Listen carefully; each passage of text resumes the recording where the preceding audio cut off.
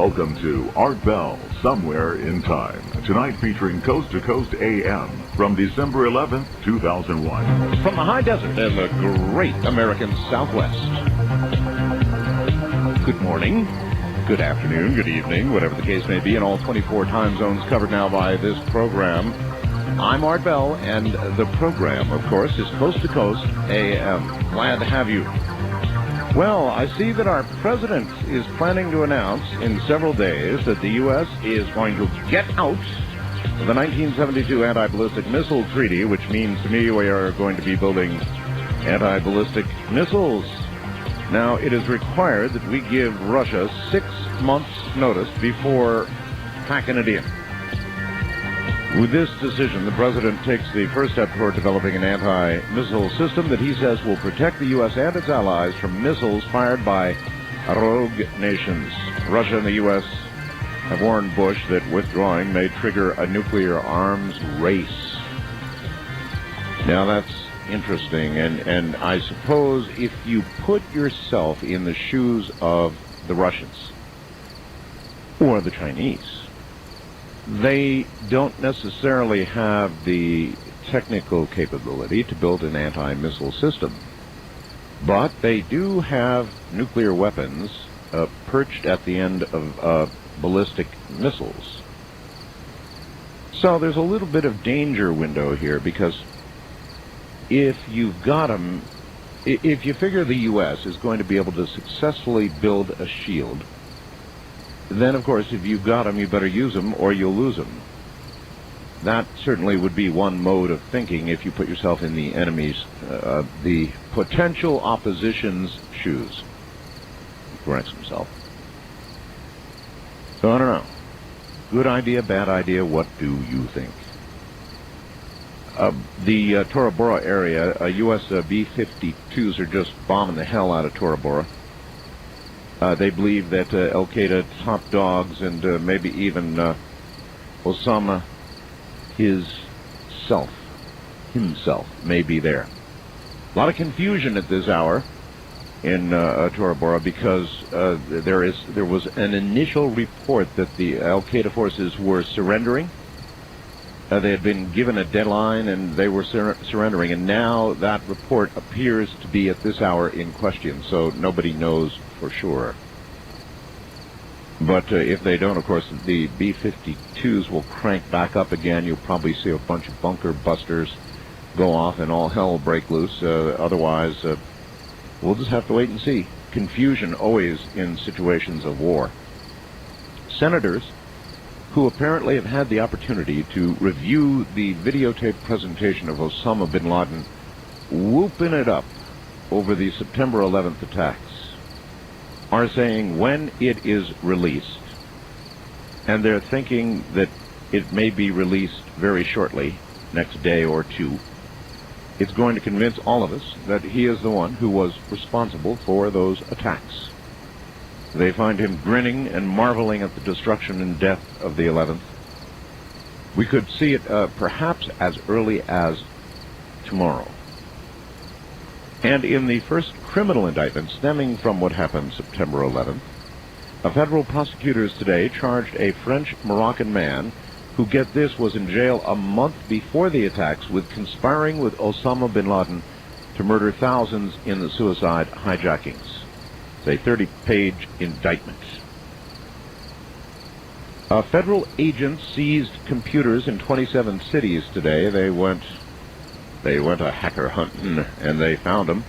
27 U.S. cities where people are putting copyrighted software, Microsoft Windows and all that sort of thing, up on the Internet for all who would download it. Operation Buccaneer.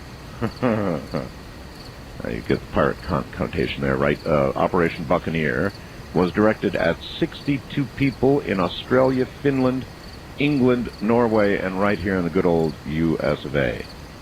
Federal Reserve cut the interest rate a quarter point today, and everybody went, Didn't impress anybody. The other news.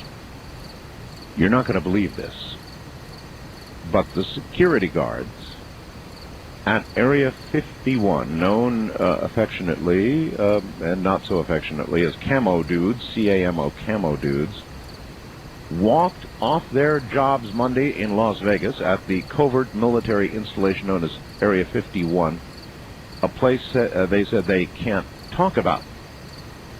The union president, Vernon Hall, said, when asked about where he worked, as he and more than a dozen other striking security officers displayed on-strike signs on Haven Street near McCarran International Airport, quote, use your imagination.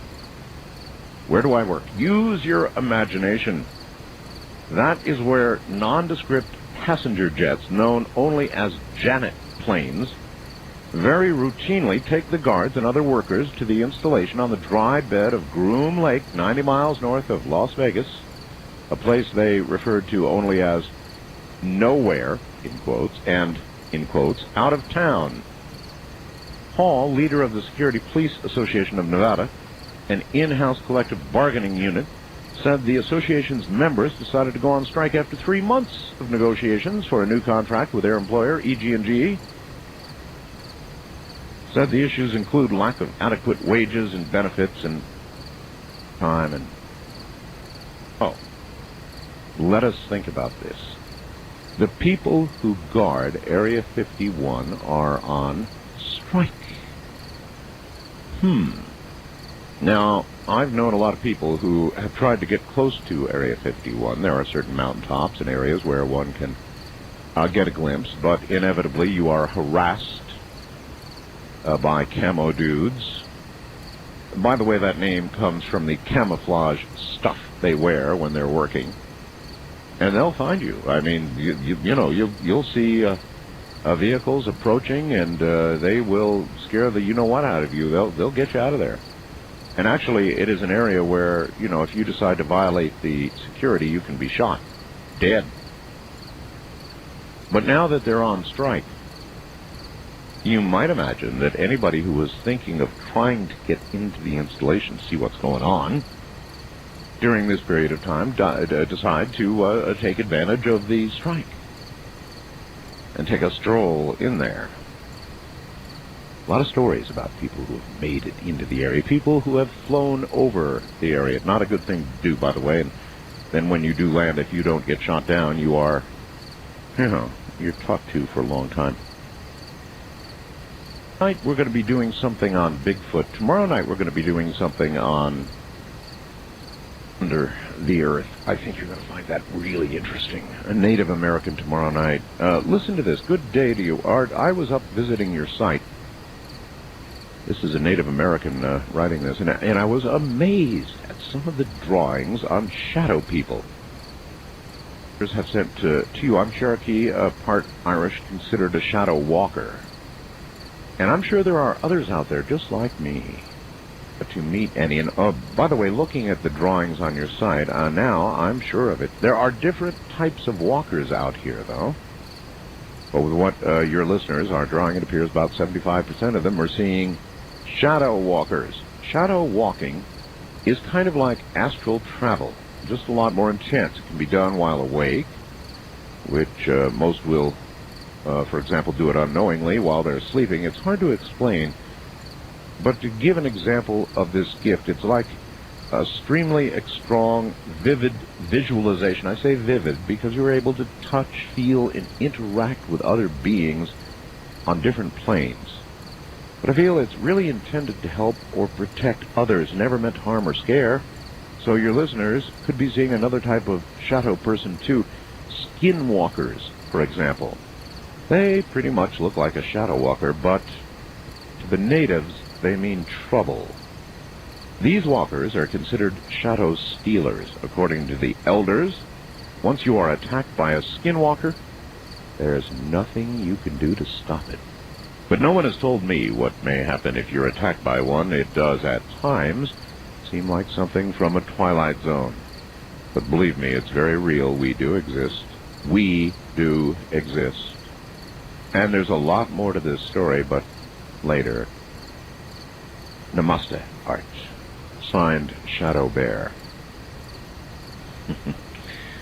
Thought that was pretty interesting. It would resonate with quite a few of you out there. As Steve writes, Steve, logically. And I've only listened to your show for about 30 minutes ever last night, though. For some reason, I tuned into your show by accident, talking about entity attacks by shadow people. And I'm a person, Art, who refuses to believe anything that sounds that crazy. I'm what you might refer to as a skeptic's skeptic, which is why I'm writing to you now. I think that I may have been experiencing something very similar to what your audience has recounted. My experience took place about 2 days ago. I was in the hospital with my wife because our 1-month-old daughter was admitted due to a high fever she had, about 11 p.m.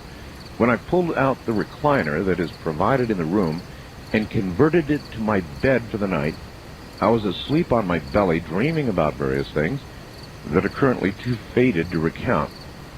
What I can recall vividly during my dream, I had become aware of my surroundings. Almost simultaneously, I felt an evil presence in the room. I was frozen with fear and didn't move a muscle, hoping it was just a bad dream. All of a sudden, I felt the mattress sink in, as if someone had knelt on it. Oh, God.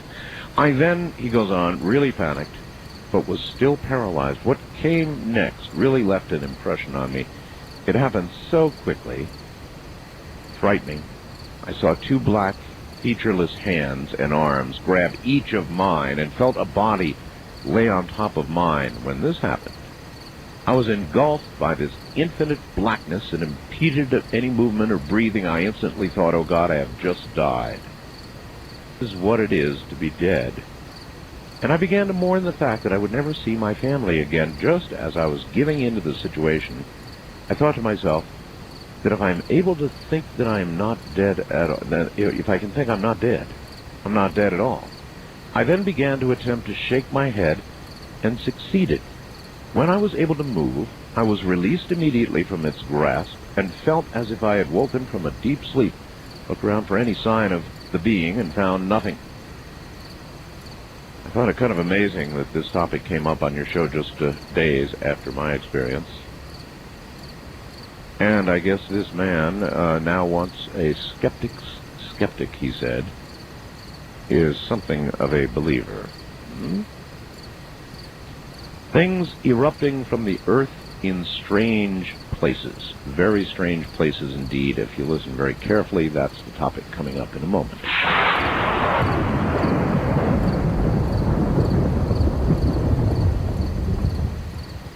Take Coast to Coast AM with you anywhere on your mobile phone. CoastToCoastAM.com can be conveniently accessed on your iPhone and most Android platforms, which means that you are never without your Coast to Coast AM fix. If you're a Coast to Coast Insider subscriber, you can listen to the show live in the middle of the night or previous shows 24/7. Plus, you can browse all the great photos, videos, and news stories. Keeping up with Coast to Coast AM has never been easier with our Coast Insider service. Coast to Coast AM. It's way out there. The Catholic Church a few years ago came out with a report that the belief in extraterrestrial life does not negate one's belief system in God. I found that fascinating, didn't you? This is something that is certainly a very plausible event, but nevertheless, what we're saying is it is the setup for the Antichrist. And we had better wake up, because if we don't, we are going to find ourselves part of that alien agenda. You're listening to Art Bell, Somewhere in Time. Tonight featuring Coast to Coast AM from December 11th, 2001.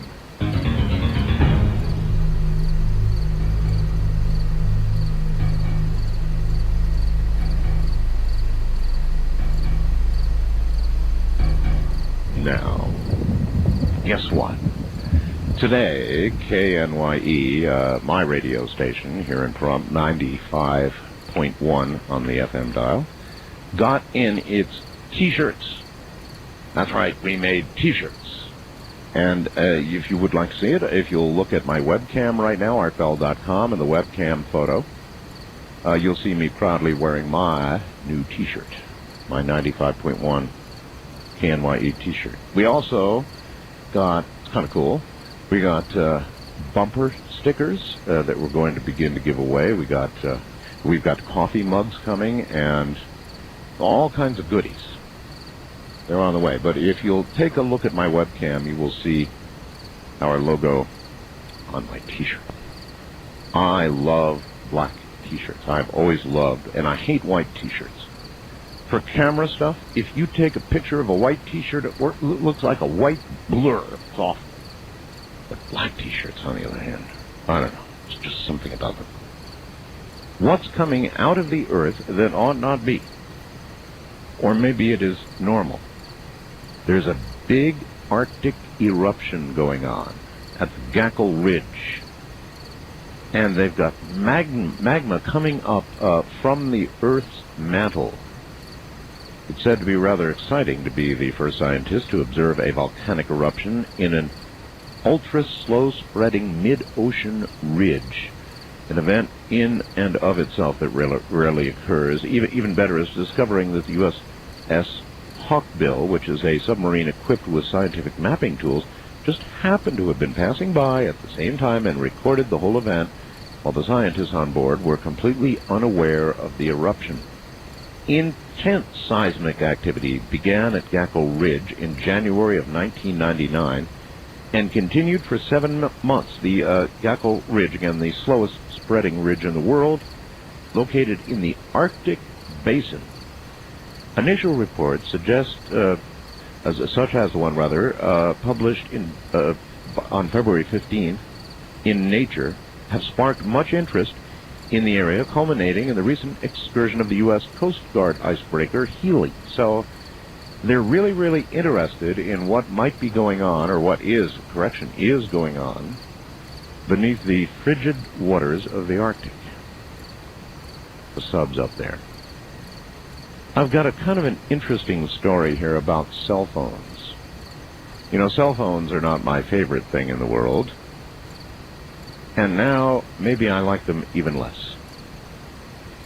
The article says it's from Reuters News, and an expert has been quoted as saying that cell phones are spooking ghosts.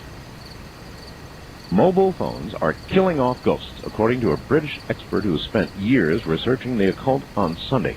Tony Cornell of the Society for Psychic Research told the Sunday Express newspaper that reports of ghost sightings had begun to actually decline.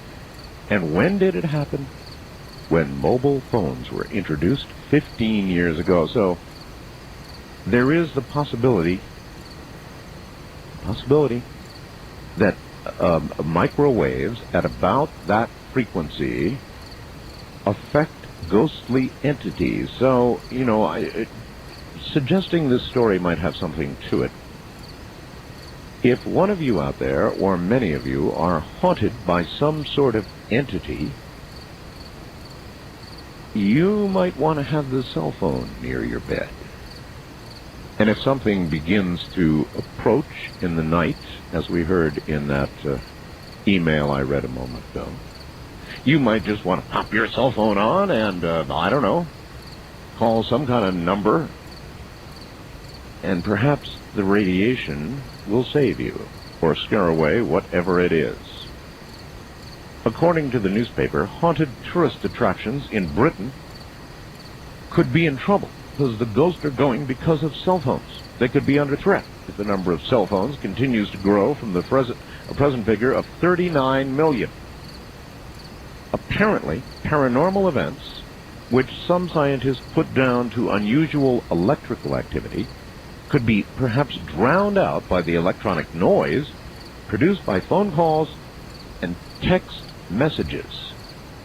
Now, isn't that interesting?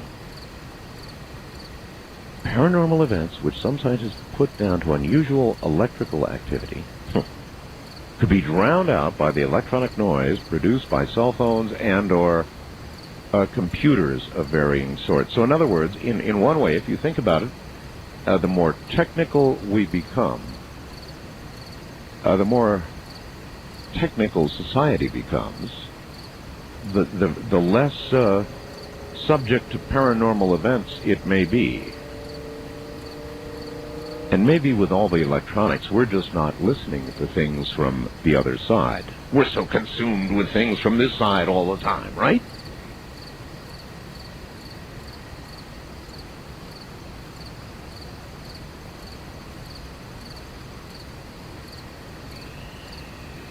Could be.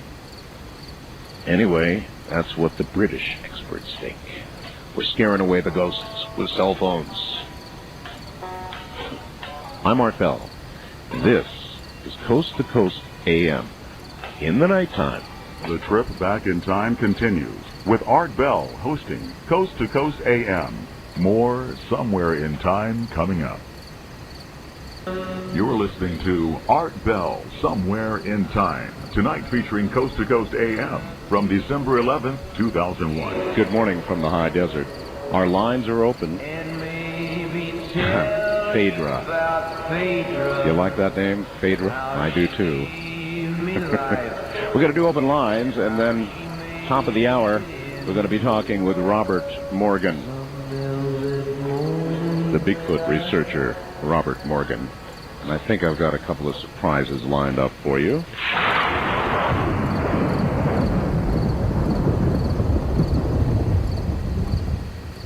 You're listening to Art Bell, Somewhere in Time. Tonight featuring Coast to Coast AM from December 11th, 2001.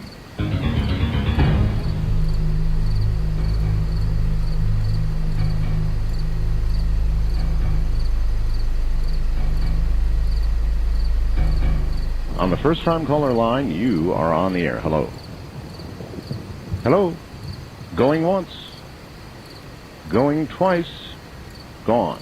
Wildcard line, you're on the air. Hi. Hi, this is Julie from Kansas City. How you doing, Julie? Fine, how are you? Okay. I was wondering if it's just me or if anybody else has noticed that on all the commercials on TV lately, we have these alien commercials, and they're like trying to get us used to them, and Oh, yeah. so we don't notice. Like they're integrating them into society, so they'll just in the future they'll be like our buddies. Absolutely no question about it. So that one day, if we do hear about aliens arriving or see it on the nightly news with Mr. Brokaw, it will not be such a shock to us because we've been seeing it in movies and television and, hearing about it on my program. And it's really gotten bad in commercials. Yes, I know. Okay. I know. Well, I think there's a reason for all that. I think you're right. I was just wondering if anybody else had noticed that but me. How long do you think it's going to take before that happens? 5, 10 years? You mean before we get an official visit? Or before we get officially that they're around us and we're not supposed to even notice them? Oh, well, that could be. They could be around us. There is a large group of people, there are many who believe that they are here now, that they are all among us right now. Now, I don't know if I'm one of those people. Well, I might be. And as far as when we will be first officially visited, I don't know. I really don't know.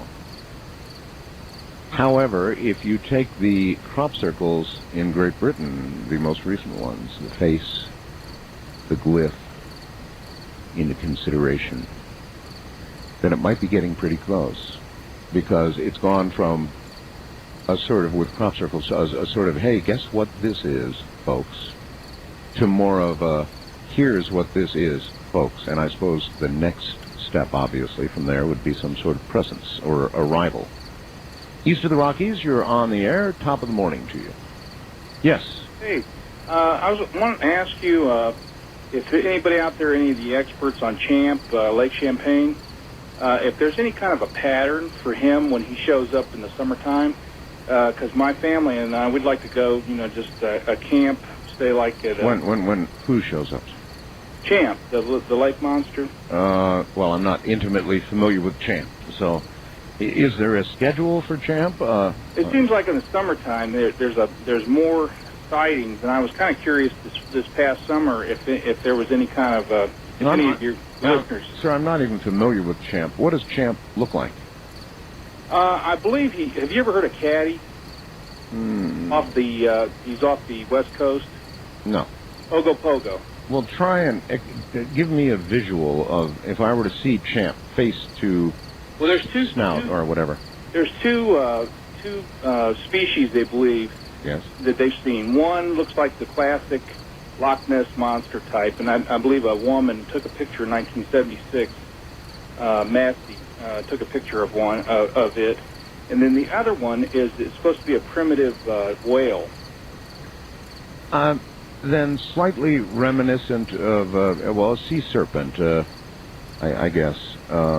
Sort of reminiscent vaguely of a serpent and a little bit of dinosaur thrown in, huh? Right. The American Indians and the individual that discovered Lake Champlain, explorers and stuff, it's been recorded all through history. But it seems to me that there's like a pattern when this thing shows up. But now, the lake is open to the ocean. So it may well be that Champ comes and goes as Champ pleases. Correct. Maybe breeding, or it comes in there, for certain reasons in the summertime, and that's when they have the highest sightings is around July and August. Well, I was wondering if anybody really knew if there was a pattern. No, I understand. Are you looking to be in the company of Champ? Well, we'd like to camp up there, like Port Henry. That's supposed to be a real hot spot for him. And I knew an Onondaga Indian, actual Indian, who had seen Champ eyeball to eyeball. You do want a meeting then, don't you?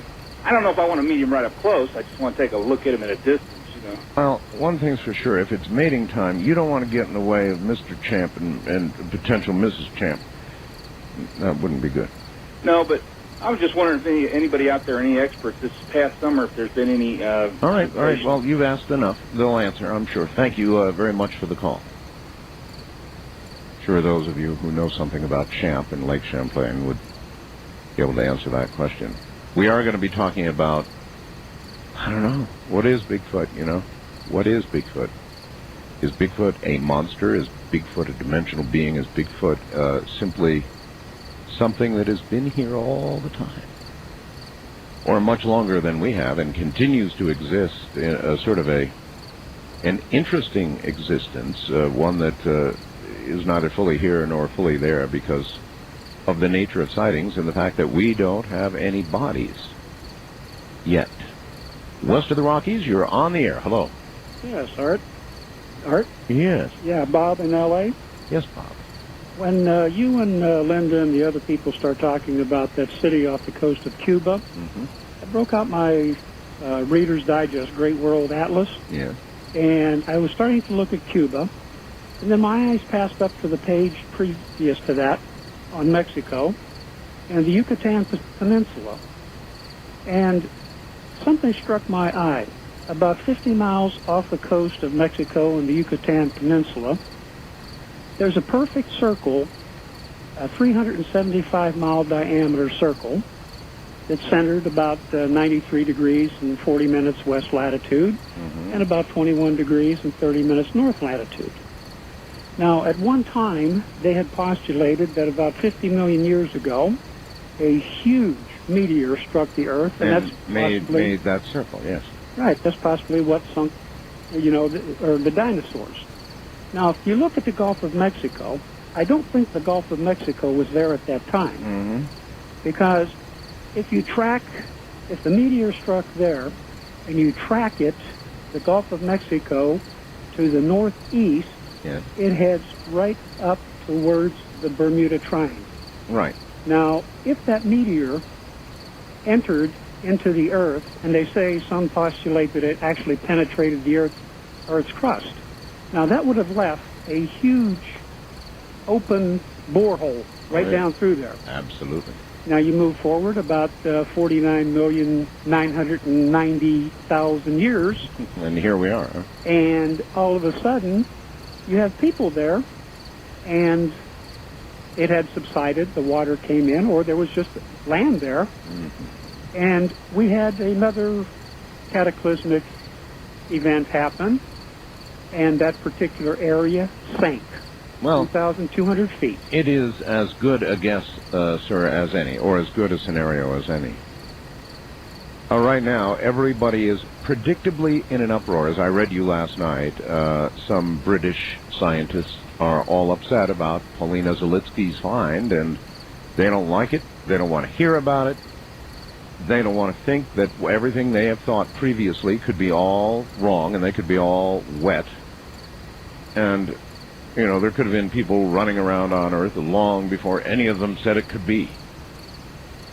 What kind of tragedy, personal one for them, would that be? A very serious one. So they have puffed and blown at Ms. Zelensky's house, but she said, look, it's just fact.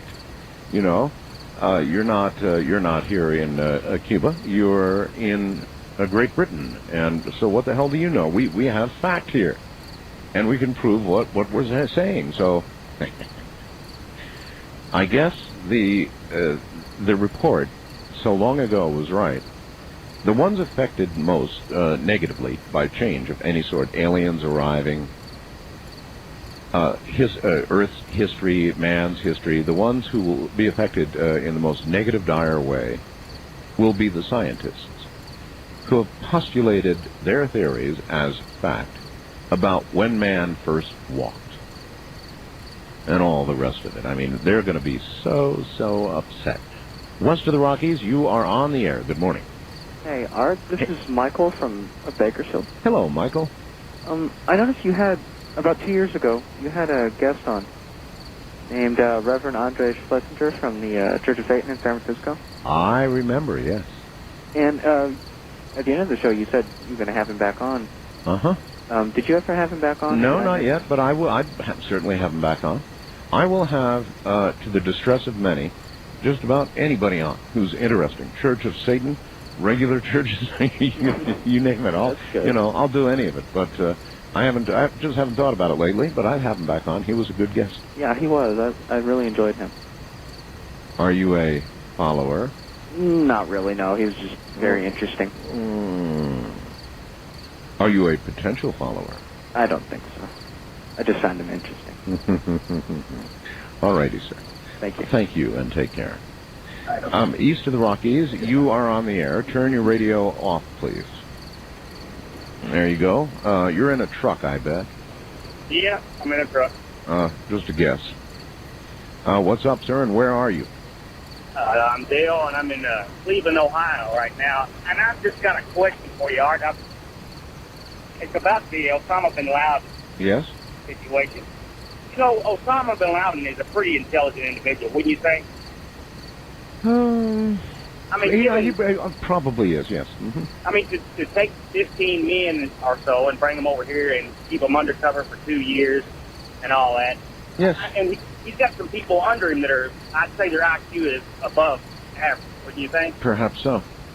Well, given that, and if you was to go and take out the World Trade Center, and it being, like I said, being as intelligent as he is, wouldn't you think he would have a plan B after, in fact, he did what he did? Oh, absolutely. He basically sat over there in the Middle East and waited for us to just mow him down, and we're doing that. Yeah, look, to answer your question, absolutely, yes. Of course he has a plan B.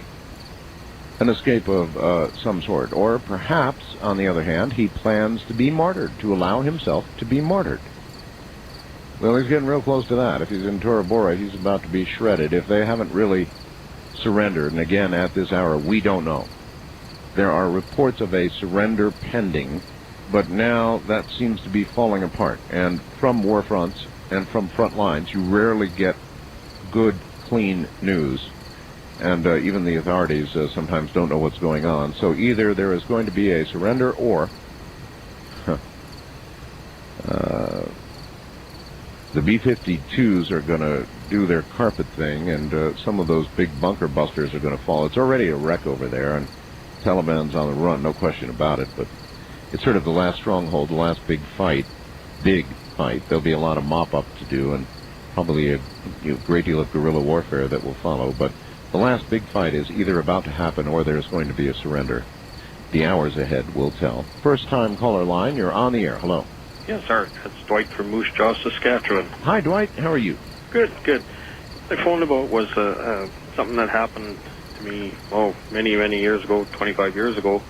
I was at the farm visiting my parents, and my brothers and I, my dad decided to sit down and play with the Ouija board. Yeah. Well, something really strange happened where on the farm there's a big square out on the property. It used to be part of the old Red River Trail, and it's recessed square in the ground, and then inside that there's another recessed square outline. And we got playing with the Ouija board anyway, and this Chief Buffo come through the Ouija board and said that he had been massacred or murdered and buried out by this buffalo rubbing stone. That's a lot of moving around on that board to explain all of that. Well, it through the process of over an hour this happened, and so we had a backhoe out there in the next couple of days, and we went out, and every time we went out tried to dig up this stone, and around this stone it would start to rain. Now, as strange as that may seem, but that's one of the strangest things I ever come across. So, did you dig up the stone? No, we just eventually just left it the hell alone. In other words, you took that as a hint. Yeah.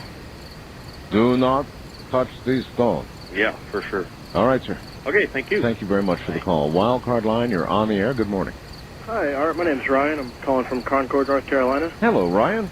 Hey, I just wanted to make a quick comment on the story you read earlier about the fewer ghost sightings since the introduction of mobile phones. Cell phones, yes. Yeah. Something that almost concerns me is the fact that there's also reports that cell phones cause cancer, things like that. Yes. It makes me wonder that even though it's nice to know there might be a way to protect yourself from, entity attacks and things like that, kind of concerns me that you might actually be scrambling certain lesser used parts of your brain at the same time. Well, I know, but how frequently are you attacked by an entity? After all, if you had a cell phone handy and you could use it as a defense, like holy water or whatever, just flip open your cell phone and radiate a little RF, and away it goes.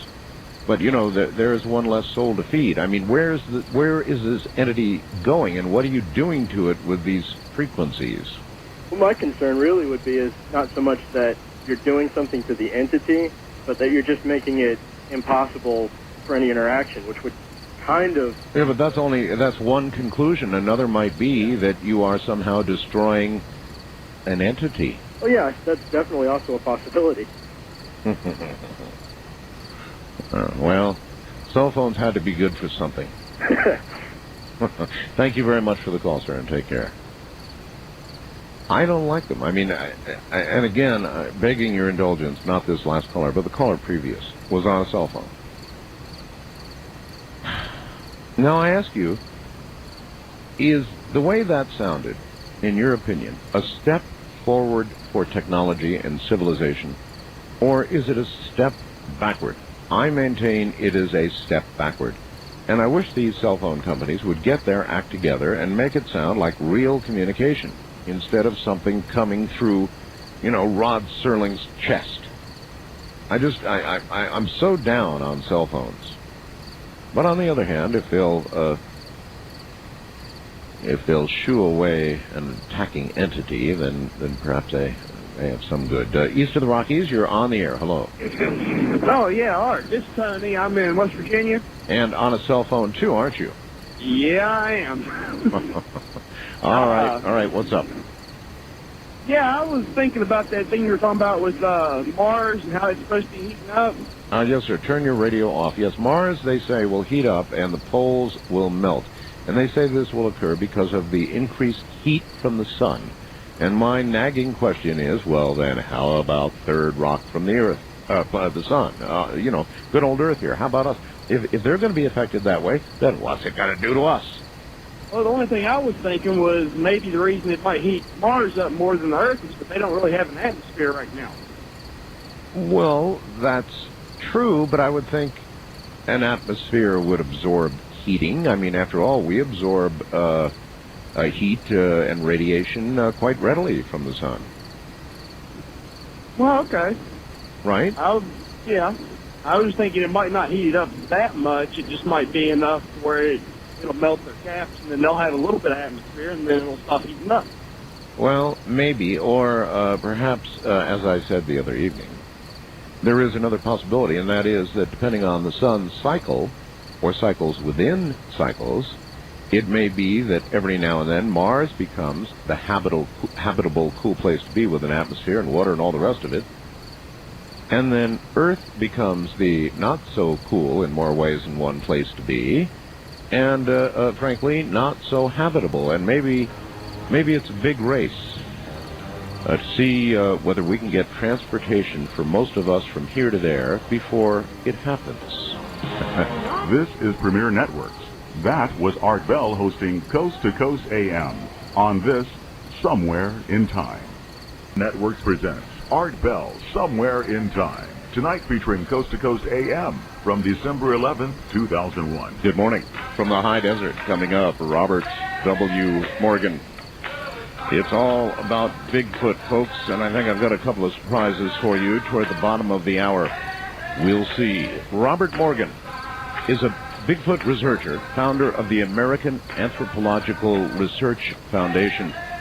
Robert's initial encounter took place in 1957 in Mason County, Washington, when he came face to face with something he considered, in quotes, a giant gorilla following his stint in the U.S. Navy and his education as a data processing systems engineer for the FAA. Robert launched a career both in filmmaking and the search for the truth behind the Bigfoot.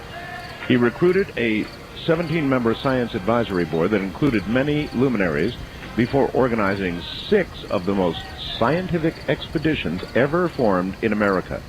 Backed by the National Wildlife Federation and other private parties, his 1974 expedition resulted in the classic film The Search for Bigfoot and his inclusion in the record-setting Smithsonian series Monsters, Myth, or Mystery. His photographs have appeared in many publications, including Arthur C. Clarke's works, Rape Magazine, and multiple other works, has appeared on many TV and radio shows, including repeatedly here. In addition, several Native American dignitaries have assisted Robert. Robert Morgan coming up.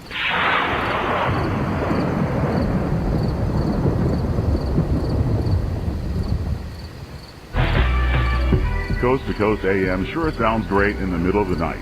But you know, you don't have to be nocturnal to enjoy this amazing show. The Coast Insider is your key to a normal life. For 15 cents a day, you can wake up refreshed knowing that last night's show is waiting for you with podcasting. Listen on your way to work and again on the way home. Or listen to one of over 1,000 archived shows from the past 3 years. As a member, you'll have access to our monthly live chat sessions with George Noory and special guests. The Coast Insiders Club is a must-have feature for all Coast to Coast AM listeners. Visit coasttocoastam.com to sign up today. You'll sleep like a baby, knowing you'll never miss your favorite guests and topics ever again.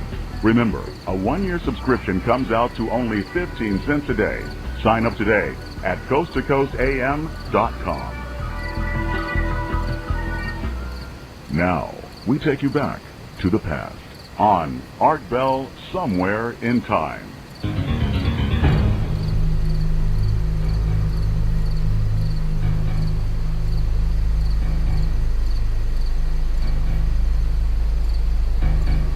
And now here is Robert Morgan. Robert, welcome to the program. Thank you, sir. Thank you for calling me and inviting me back. Oh, it's just great to have you back. Well, I consider you sort of the ultimate Bigfoot guy.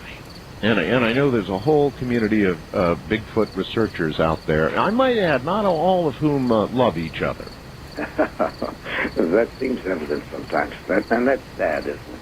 Yeah, I was going to ask you about that. Why is that? It's sort of seems like there's a lot of, I don't know, jealousy and infighting, just like in the UFO community, and maybe any community for that matter. Among those who speak to the issue, there's just a lot of infighting. How come? Well, this goes, at first, when I first encountered it, I thought that it was strictly an ego thing, and I thought that perhaps it was because some of the, I called them so-called researchers, were more into the research to gather limelight to themselves, to attract attention to themselves. A lot of them were from very small towns, and they were the big man on campus, so to speak. And they really had no academic credentials behind them. They had no really formulated plan of any sort. And so I thought, well, gee, maybe it's just because there aren't really a lot of scientists involved. But then the more I got involved with science in other facets, I discovered that there's a great amount of professional jealousy in the scientific community. And I think one of the greatest, disservices has been done to Dr. Grover Krantz at Washington State University, a comparative anatomist and a very well-educated man.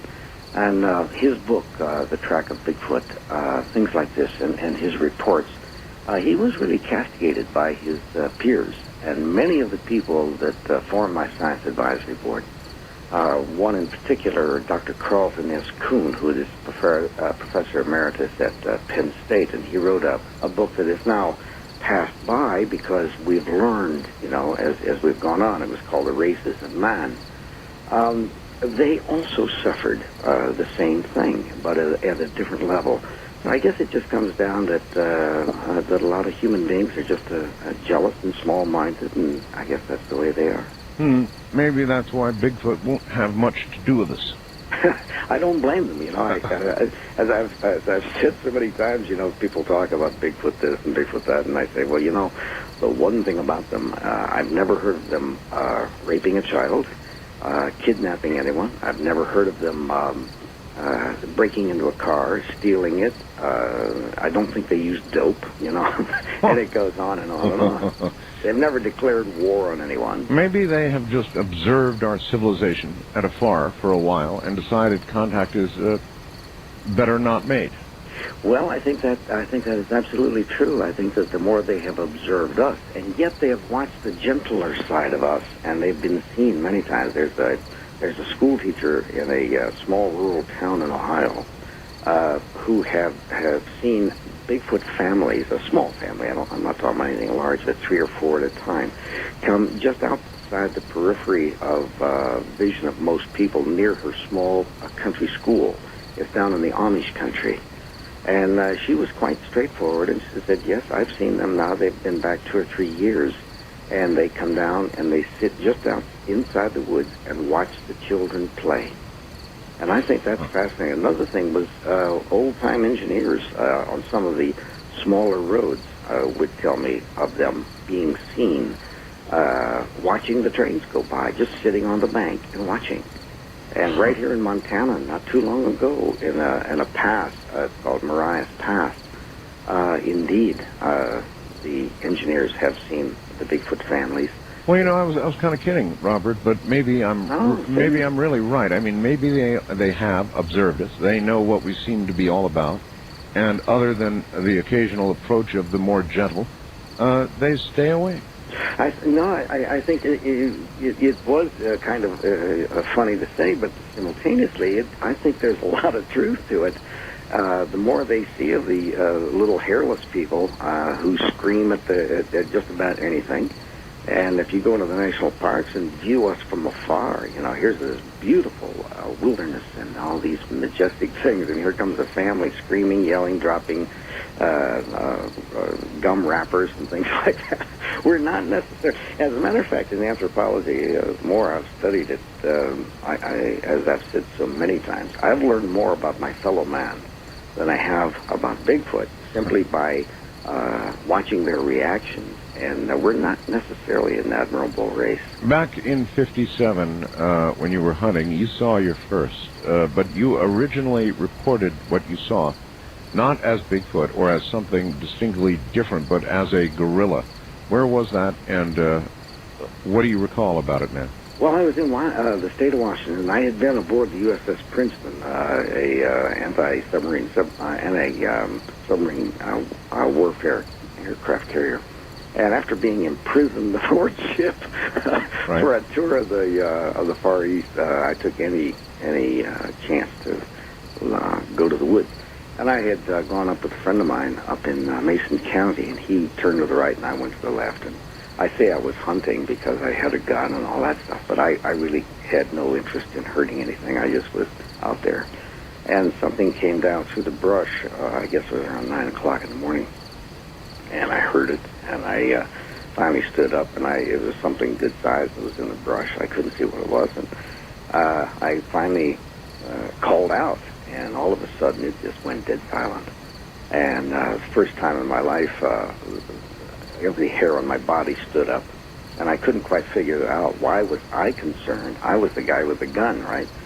And well, when a large animal goes dead silent, it could mean, I suppose, a lot of things. It could mean it's protecting itself by becoming silent, or I suppose it could mean it's decided to stalk you. It's very possible. I think that in the subsequent events, I think I shocked it. I think it was not expecting me. Okay. And I think I really shocked it. I mean, here's the master woodsman of the Bigfoot, and all of a sudden up pops this little strange character. And finally he took off through the brush, and when he got to a point where he could see me, he turned around. And I thought I was looking, and I used this with tongue-in-cheek. He the expression on his face reminded me of Sonny Liston after he picked himself up off the floor when Muhammad Ali got through with him. He was surprised and not very happy. Well, you've had years to dig up that analogy. That's pretty good, though. But he looked at me, and I looked at him, and to this day, I've even tried hypnotherapy. I don't know who left first, but my money is on me. And when I got back to the car, my hunting partner showed up from the opposite direction, and he never would speak to me about what happened to him. All I knew is he showed up at the same time I did, and we got in the car, and we left. And when we got down to the very first place, we got some breakfast, and I tried to report it. And this is standard operational procedure. I called the State Highway Patrol, and they said, I think you better call the sheriff. Really? Really? Yeah, so I called the sheriff, and they took down all the information. And the more I listened to their questions, the more I thought, now, wait a second, I have about 4 months to go before I'm going out of the Navy, right? Right. And I thought they were going to send somebody down with a little white coat. So I just exited stage left. And I'm sorry that I did, but... yeah, you can tell from the way people ask questions. You really can. There becomes a certain sort of tone in their voice, right? Oh, definitely. They were...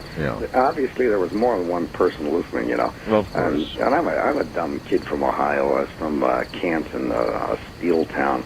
I had never heard of Bigfoot. I had no clue. And I kept telling them that, as if I was talking, I said, look, you got to understand, you have a gorilla loose up here.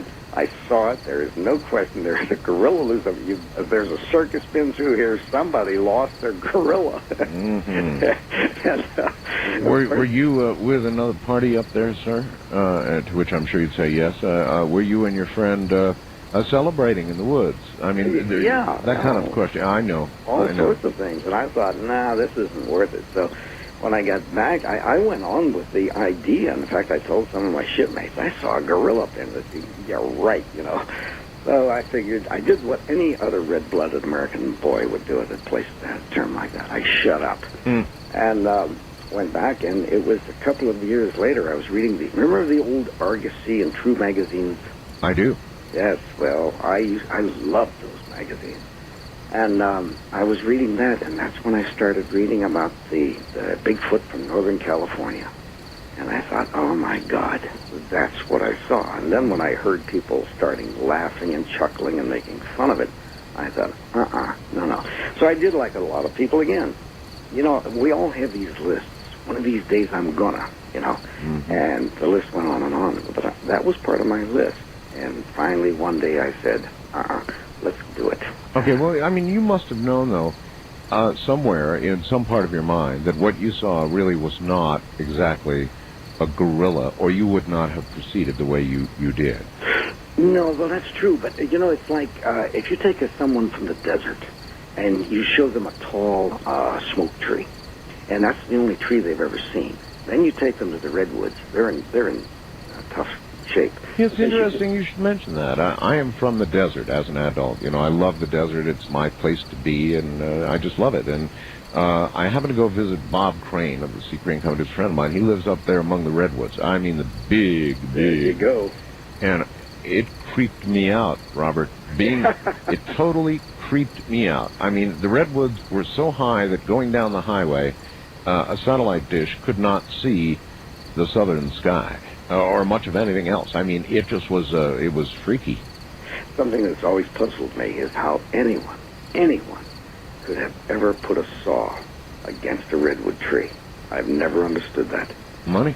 I suppose, but that's another thing I've never understood, is doing things just for the money. Our heartbeats are finite. They're not infinite. They're finite. We have a certain amount of heartbeat. Yeah, but a lot of people aren't counting, Robert. I guess. I count every single one of them, and I have for a long time.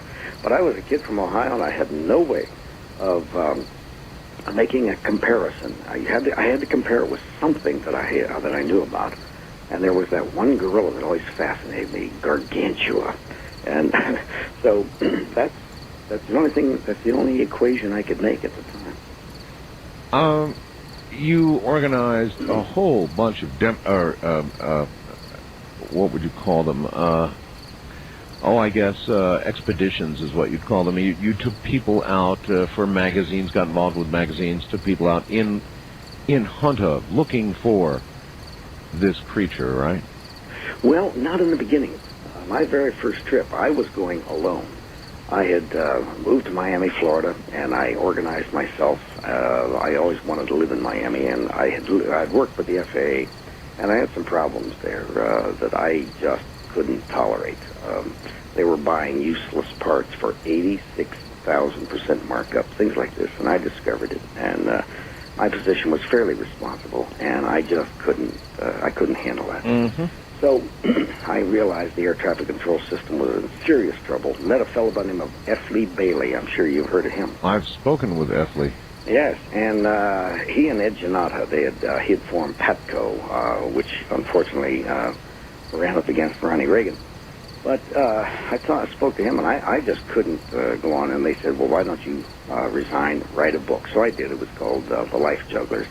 But anyway, it was about the situation. I got to Miami, and I thought, I'm going to the mountains. And I had run a statistical program.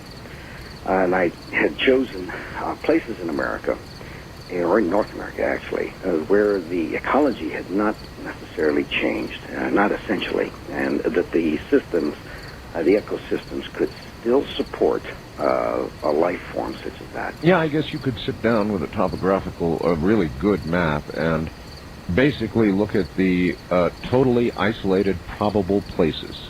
Yep, and you factor in things like Indian legends and recent sightings and just all sorts of things. I had a lot of fun. I had a lot of late-night times and working with the computers. So I was able to write these little programs and run this thing. And it was testing the computer, and at the same time it was doing some good. And so I decided to go by myself. And I was going in the month of March because I figured they were going to come out of wherever they were, and they had to leave tracks. And little Bobby was going to be there on his snowshoes.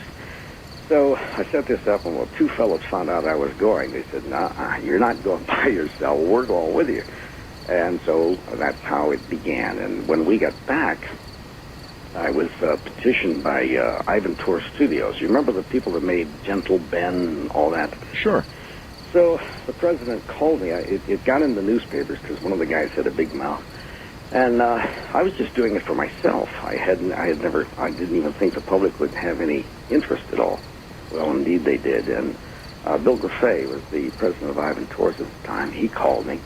Said, I'd like to have lunch with you. So I went up, and like a dummy, I went up and sat down and talked to him.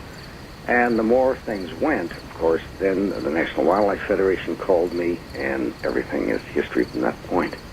During any one of these expeditions, did you find what you were looking for? Oh, yes. Oh, absolutely. As a matter of fact, on that very first trip, that program that I wrote, Works of Magic, the very first night. This is hard to believe, but there were two other guys with me. Mm-hmm. All we had was a map. I'd never been to this part of the state of Washington before.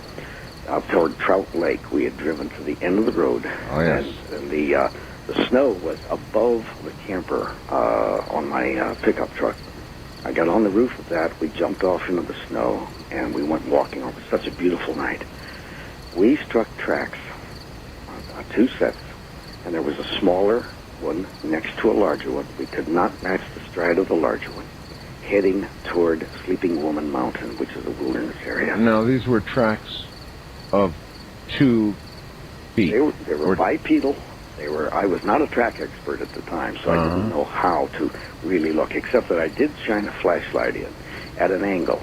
And these people, whoever they were barefoot, because you could see the separation. Barefoot in the snow? In the snow. All right, I want to ask you more about those tracks, Sure. so hold on. We're going to break here at the bottom of the hour. Robert Morgan is my guest. By the way, there's breaking news on the Drudge website. Drudge says Gertz, the American captured that was with the Taliban, warns U.S. intelligence of impending bioterror attack by Al-Qaeda. That's on Drudge right now. I'm Art Bell. The trip back in time continues with Art Bell hosting Coast to Coast AM. More Somewhere in Time coming up. Now, we take you back to the past on Art Bell Somewhere in Time. Good morning, everybody. Well, Matt Drudge has done it again, breaking news. You know, that American who had been part of the Al-Qaeda. The headline is, Captured American Taliban warns U.S. intelligence of impending bioterror attack by Al-Qaeda. That's the big headline on Drudge at this hour. Breaking news. I'm Art Bell. Robert Morgan is here. And in a moment, I've got a bit of a surprise for you. Stay right there.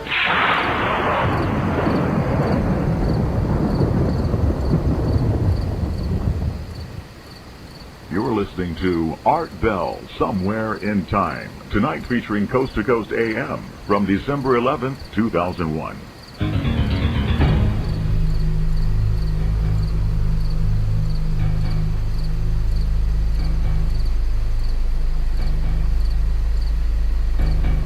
Into the night once again. Now, suppose I were to tell you that I've got a couple of police. I've got a friend, very good friend, named Renee Barnett, who's this television segment producer.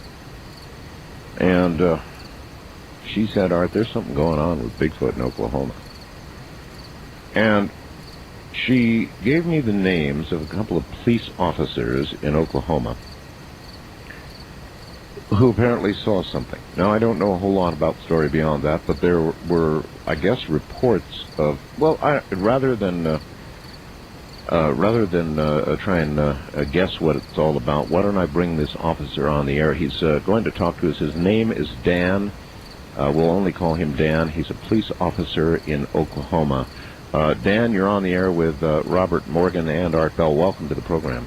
Hey, thanks, guys. Nice to meet you, Robert. My pleasure, Dan. How are you? Great. What's the story here, Dan? Can you even tell us what part of Oklahoma you're in? Northeastern Oklahoma. Northeastern, all right. Around the Tulsa area. So how did this begin? Me and my neighbor, he works for the major newspaper in town, and me and him went four-wheeling, and we went up to the northeastern part of the state, went quite a ways back off the road, traveled along the river. We followed the river for quite a ways, real rugged country, just four-wheel drive country. Sure. It was just about dark at the beginning of the year, around February, just almost getting dark. Come over a little hill and have a straight shot through the woods. You know, the trail just keeps going straight. And approximately 50 feet in front of us, something steps off from the river side of the road, which is the right side. There was tall grass, real tall grass. I want to call it like cane. Mm-hmm. Stepped out of the cane and crossed the road, did kind of like the Patterson video, you know, where he turns his whole upper torso, stopped, looked at us, and then kept on trucking right in the woods. How good a look did you get? We were approximately 50 feet away. We got a pretty good look. It was reddish-brown hair, long reddish-brown hair. I didn't see any facial features that I can recall. When it had that swinging arm walk. Walking on bipedal. Yeah, 2 feet. Yeah, walking on 2 feet. Approximately, I'm going to guess around 7.5, 8 feet tall. Oh, my. Yeah, it was big. Walked right across the road and went into the woods, and then we watched exactly where it went to. And it stopped behind some big trees, and like I said at the beginning of the year, so all the foliage was still off the trees, so you could see quite a ways back in the woods. Were you tempted to go after it? Not at all.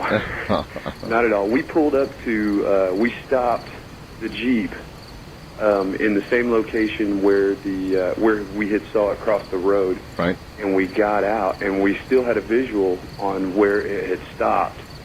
I got out of the Jeep, picked up a fairly good-sized log, and I heaved it, and nearly hitting the tree that I threw it, that it was hiding behind, and it didn't budge. It stayed there. After that happened, after it didn't move, we both decided that it was best just to get in the Jeep and go ahead and get out of there, because we neither one of us were sure what we had just seen. Mm-hmm. It was total silence all the way out of the woods. We didn't talk about it all the way out of the woods. We were pretty much in shock of what we just saw. I understand. And then apparently, once again, you saw something. Yeah, approximately about 6 weeks later, I returned with a fellow officer, good friend of mine. We were camping. We got there early that day. Now, this would be Jeff, right? That would be Jeff. Okay. And we got there early that day, and we were going to meet up with 2 other people that were going to bring Jeeps, and we were going to go four-wheeling. Got there early, started cooking, started campfire. I was chopping wood, and Jeff was shooting a new gun that he had just purchased, and there's big hills out here, real steep hills. You can't hardly even walk up on them. I started hearing something coming down the hill. I got like rocks kind of rolling down the hill, branches breaking and stuff. I could hear stuff moving around behind me, and I turn around and I look, and same time of year, no foliage on the trees. You could see through the woods.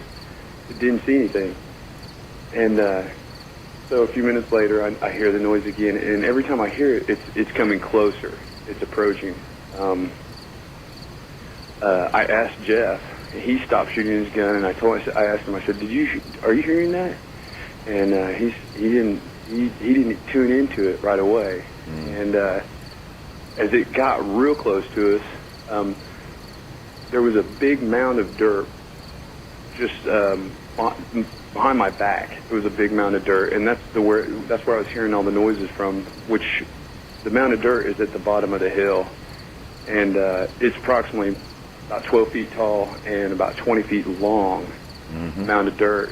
And when it got to that point, Jeff started, he began to hear it moving around behind us, and it was fairly close to us.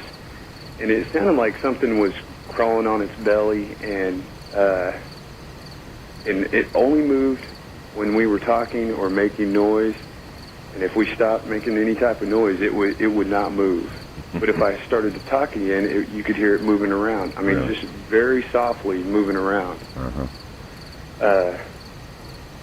At that time, we both decided to reload the guns, grab the guns, and Good idea. and grab the flashlights, and we kind of stealthily walked to the end of this mound of dirt, which was probably about 20 feet long, and we walked down a little gravel road, and when we got positioned to the end of the mound of dirt, we both turned on our flashlights, and here's this creature, and it's like either laying flat on its belly or like low kneeling.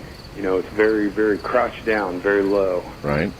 And when we turn the flashlights on, this thing begins to stand up, and it's big, it's hairy, and it's fairly huge. Were you able to see any detail? The long reddish brown hair, again,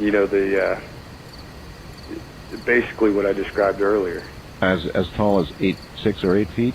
I'd say 7 to 8. 7 to 8 feet. All right. Really big. Really big, and we're talking less than a distance of 20 feet. Yeah, you were really close. Right up on top of it. It came down the hill and literally came all the way down the hill and approached us. Basically was watching us. I think it was just watching us. Just watching. And could you see any facial features at all? Not that I can remember. I don't know if it's shock or what it is, but I cannot remember a facial features. What about sounds or smells? I don't remember any smells that night. Excuse me, did it have anything in its hand at all? I didn't even notice. If it did, I didn't know. I didn't see it. So you were just plain in shock? Yeah, basically, yeah. And as it started to stand up, Jeff turned. Jeff was in front of me. He turned, and he went right past me. And he was heading back for the truck. And I grabbed him by the back of his shirt collar, and I walked backwards with my gun pointed at it the whole time. You both had guns. Yeah, you were never tempted to let loose? No. At one point in time, before we had approached it, when we had both began to hear the noises, when Jeff tuned into it, and there was a lot of rustling around when we were making noise. When I started to hear it and Jeff started to hear it, I shot a few rounds over the top of that mound of dirt before we walked back there. It is, to me, remarkable. You said that Jeff was firing his gun. As this thing began to approach, now, you would think that the sound of gunfire would absolutely repel anything like this, but obviously either that or it was interested in the gunfire. Right. It may have been thinking that you were shooting a game of some sort. Right, and it was looking for the game. Right. Oh. And that has happened. Oh, has it really? You mean a Bigfoot will steal your kill? Yes, this has happened in the state of Washington while I was in Cougar, Washington. A very similar incident happened to a Marine that was on leave, and he shot an elk. And the Bigfoot took it? A large male came down, and he cut loose on the Bigfoot and hit it. But the Bigfoot was coming in for the elk. And also, a few years prior to that, this was in the early 70s, there had been a hunter that had been killed there that had shot several rounds after he had the elk on the ground and had begun skinning it. And he fired several rounds, and unfortunately, he was badly beaten. Dan, have you tried to draw this creature that you and Jeff saw? No, I have not. Did you report this? Yes, I did. I reported it with David Wilbanks online, and he's at southernbigfoot.com, and that's where my stories, both of the stories that I just told you, are posted at. And since I've met with him in the last 8 months, we've been going back, and we've casted 2 different sizes of prints. One which was fairly small. Oh, you have casted prints? Yes, we've been back since then. Once after the second encounter with Jeff, I came home and I started looking online. I started looking at Bigfoot. I didn't, because this is something this was all new to me. I'd heard about Bigfoot. I'm only 32 years old, but Bigfoot, you don't hear about it every day. And I started looking online, and I ran across Southern Bigfoot, and they're based out of Oklahoma. And I contacted David Wilbanks, and he was real receptive. He came right up here, and the first day we went out there, we casted 2 tracks, 2 really great tracks. How big? I'm approximately about 13 inches long, and I'd say about 6.5 inches wide. Well, officer, maybe you understand now, when a witness has a hard time describing a perp because they were in shock, maybe you understand. Oh, yeah. I can definitely relate to it now. Listen, I'm going to... Robert, do you have any questions before I let Dan go? No, I was going to suggest that perhaps he and his friend, if they logged on to my website, there may be some information there that can help them. And it's at truthseekers.org. Truthseekers.org. T-R-U... Truthseekers. Truthseekers.org. Right. And go to the American Yeti Expedition section and see if that can be of some help to you. And then if you send me an email with your address, I will send you a copy of our audio cassette and then the new CDs that I'm coming out with, and see if that can help you. All right. Tell me something, Dan. Would you have reported this if you had been alone? I'm sorry, would I have reported it if there... Yeah, in other words, if you had been alone when this occurred instead of with another police officer, would you have reported this? No. Yeah, being a police officer, no, I already know. Okay. I have one question, one more. Yeah, sure. If you don't mind, and that is, when you were, your friend was firing his weapon, his new weapon, was it a high-powered a weapon or a small caliber? It was a Desert Eagle 44. It was it was a big gun, big handgun. I guess it was. Okay, I was curious as to that. Sometimes they'll come to target practice and watch. And when we both had a target picture, we both had guns drawn and a target picture to shoot at, and we're both trained, to kill. And at no time did either one of us, it never crossed either one of our minds to go ahead and shoot it, because we knew we were, the caliber of weapons that we had were just too small. I'm glad you didn't do it anyway, for lots of other reasons. Yeah. Well, all right. And he never threatened you, did he? No. We had gone back since, and I know what you were going to say to that about you're glad that I didn't shoot it because of the theory that if there's one, there's probably at least one more there. And we have gone back since, and I've heard rocks clacking together on one side of the camp. I mean, we're talking 10 feet in the woods, and 20 feet on the other side of the woods, you'd hear rocks clacking and movement and so on and so forth. Well, Dan, in the same area, have there been locals reporting anything like this? Several. That's what Renee told me, that there've been reports of entire Bigfoot families and all kinds of things in your area. Right. Yes. Have the police there, have you all had official reports? No, I haven't checked on the official reports. I've talked to several of the people that have lived there all their life, several of the business people that have worked there and lived there all their life, and they've all either seen or heard several stories about Bigfoot in that area. Wow. All right, my friend, I really want to thank you for coming on the air tonight. Thanks, Robert, and thanks, Art. You bet. Good night, Dan. And in a few moments, we'll speak with Jeff as well. He's the other officer who was with Dan. I thought that was kind of strange that the Bigfoot, Robert, would literally, obviously, be attracted to gunfire. But I guess you answered the question. He figures there might be a kill, and he could get it. Yes, and he obviously has not been shot, and he's obviously also, I'm going to guess, he is a fairly young Bigfoot, even though he's full grown. He doesn't have the experience. The older ones will definitely shy away. So he is a young one and probably has moved into a new family area, and he's taking advantage of it. He's probably frightened some hunters away from their kills already. And that's like habituating a bear. It's not a good idea. Robert, what are these things? Yes, well, in a capsule form, it'll probably have some people screaming bloody murder. I have the feeling that they are the body ancestors to ourselves. They are the prototype that is so perfectly adapted to this earth.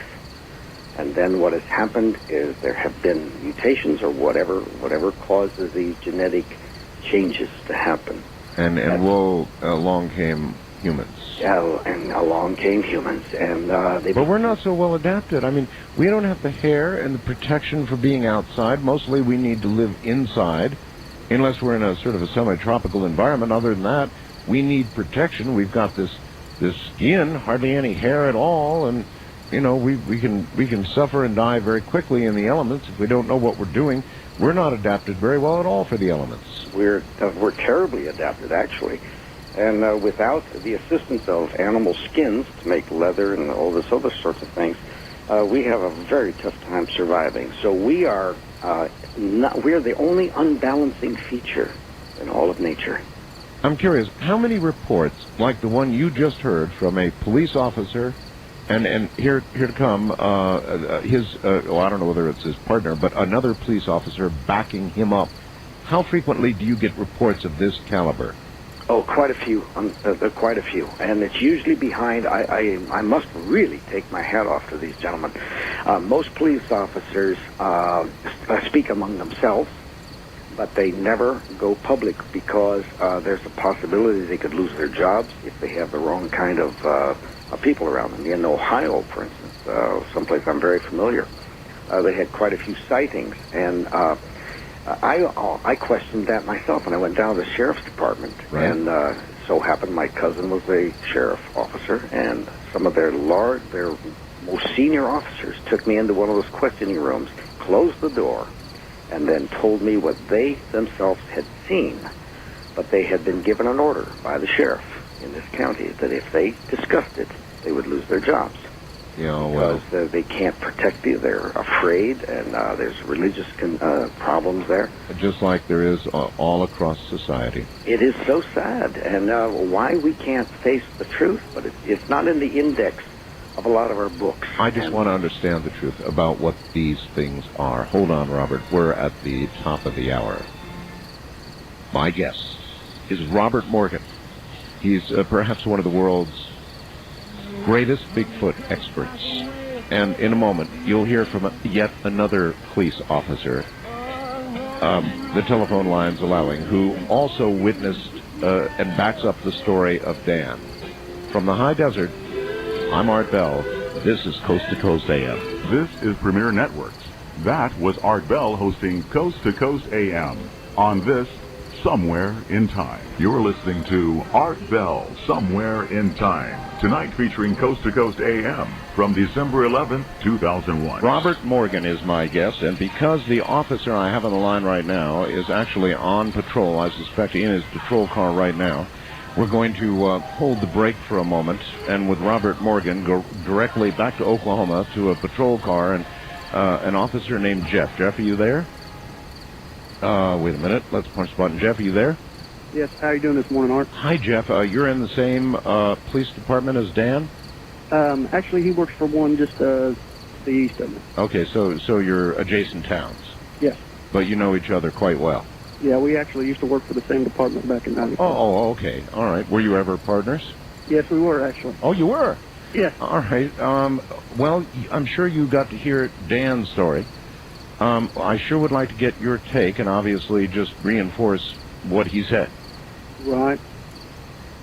So I guess I'll start with, we had went to the woods. We were pretty far off the main road. We'd, like you said, we went down along the river, and we found us a place that we were going to camp at that evening, and had started to set up camp.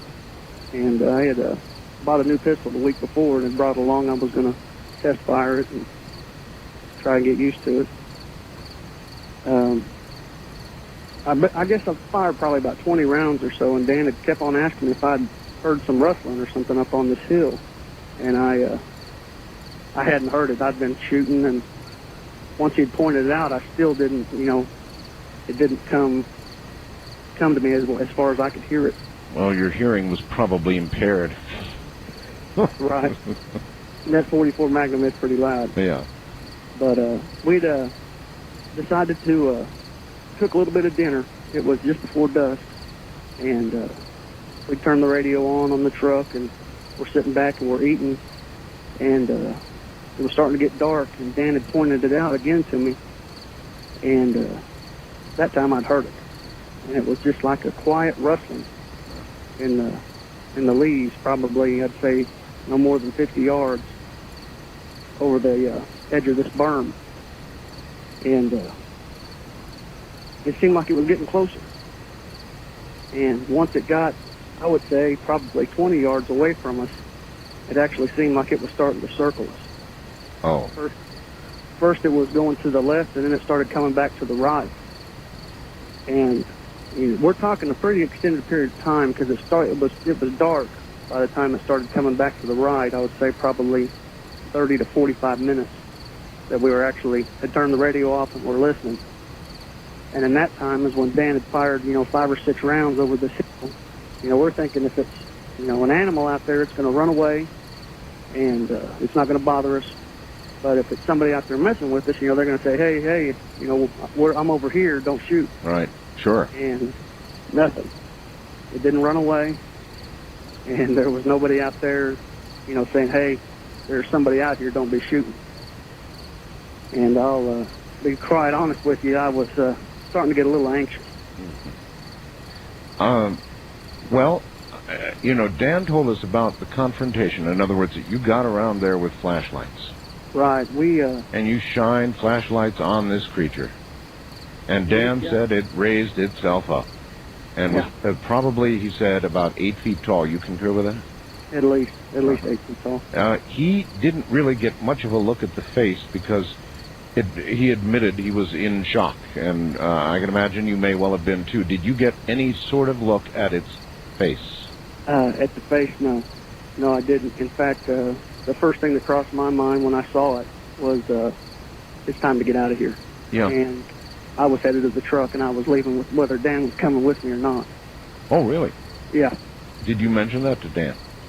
Actually, when he grabbed a hold of my shirt, I figured he had the idea because I told him, I'm going with the truck and we're getting out of here. You did say we. Yeah. Good. All right. So then you really concur with everything he said. Is there anything he said you can add to? Other than, it really did seem like it was maybe crawling on all fours. When I first saw it, it was as if it was standing up and like it was on its knees. And even when it was on its knees, it appeared to be at least 5.5 to 6 feet tall. Aye. And as it stood up, that's when, I don't know if you want to call it fight or flight, but I was ready to fly away and get as far away, as fast away as I could. Makes all the sense in the world to me. You two had a gun. Yes. And you had reloaded, and you were all ready to go. You could have fired that weapon. Why didn't you? It never even crossed my mind. In fact, until I got back in the truck, I didn't realize that I had the gun in my hand. I knew I had it, but it didn't cross my mind until I tried to open the truck door, and there was the gun in the way. Very, very interesting. So, in other words, you totally back up Dan's story all the way. Yes.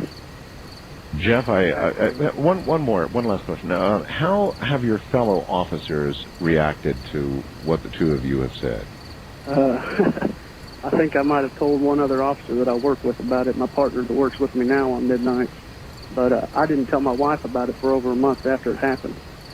And other than her and my partner now, I've told my dad and my uncle, and that was only a month ago. I haven't talked to anybody about it. You think you saw Bigfoot? I know I did. Robert, any questions for Jeff? Oh, I see what happened. All right, we've lost Robert. All right, well, listen, Jeff. Okay. Thank you. I can't thank you enough for coming on the air. Very brave of you to come on the air. Thank you so much. Art, it's been a pleasure. Thank you very much. Good night. And I'm going to have to get Robert back. All right, so there you have it. You have two police officers corroborating each other's stories who do not think but know they saw Bigfoot. Robert Morgan is an expert on all of this. He'll be back shortly.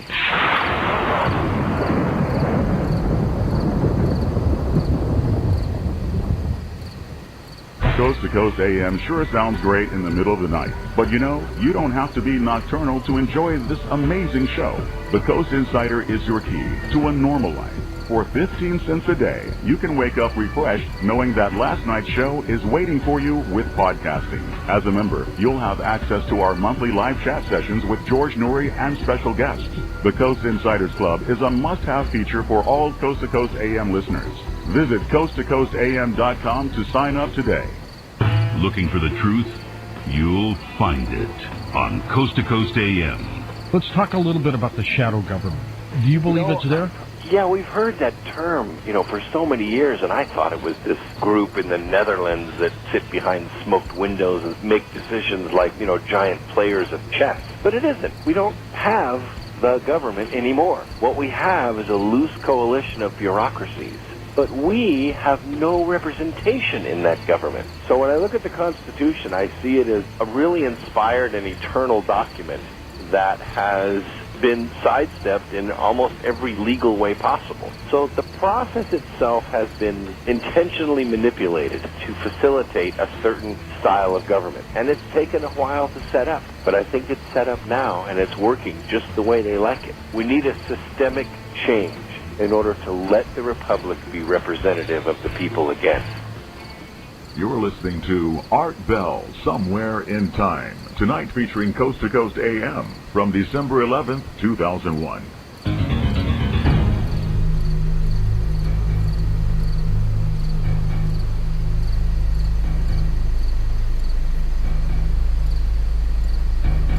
All right, we are going to now try and get Robert Morgan back on the line again. I have no idea what happened. Sometimes those things do occur. Right in the middle of an interview, you just get knocked off. And I don't know how that can happen, because actually we've got a system that prevents that locks a guest in. Okay. Let's see if we get through.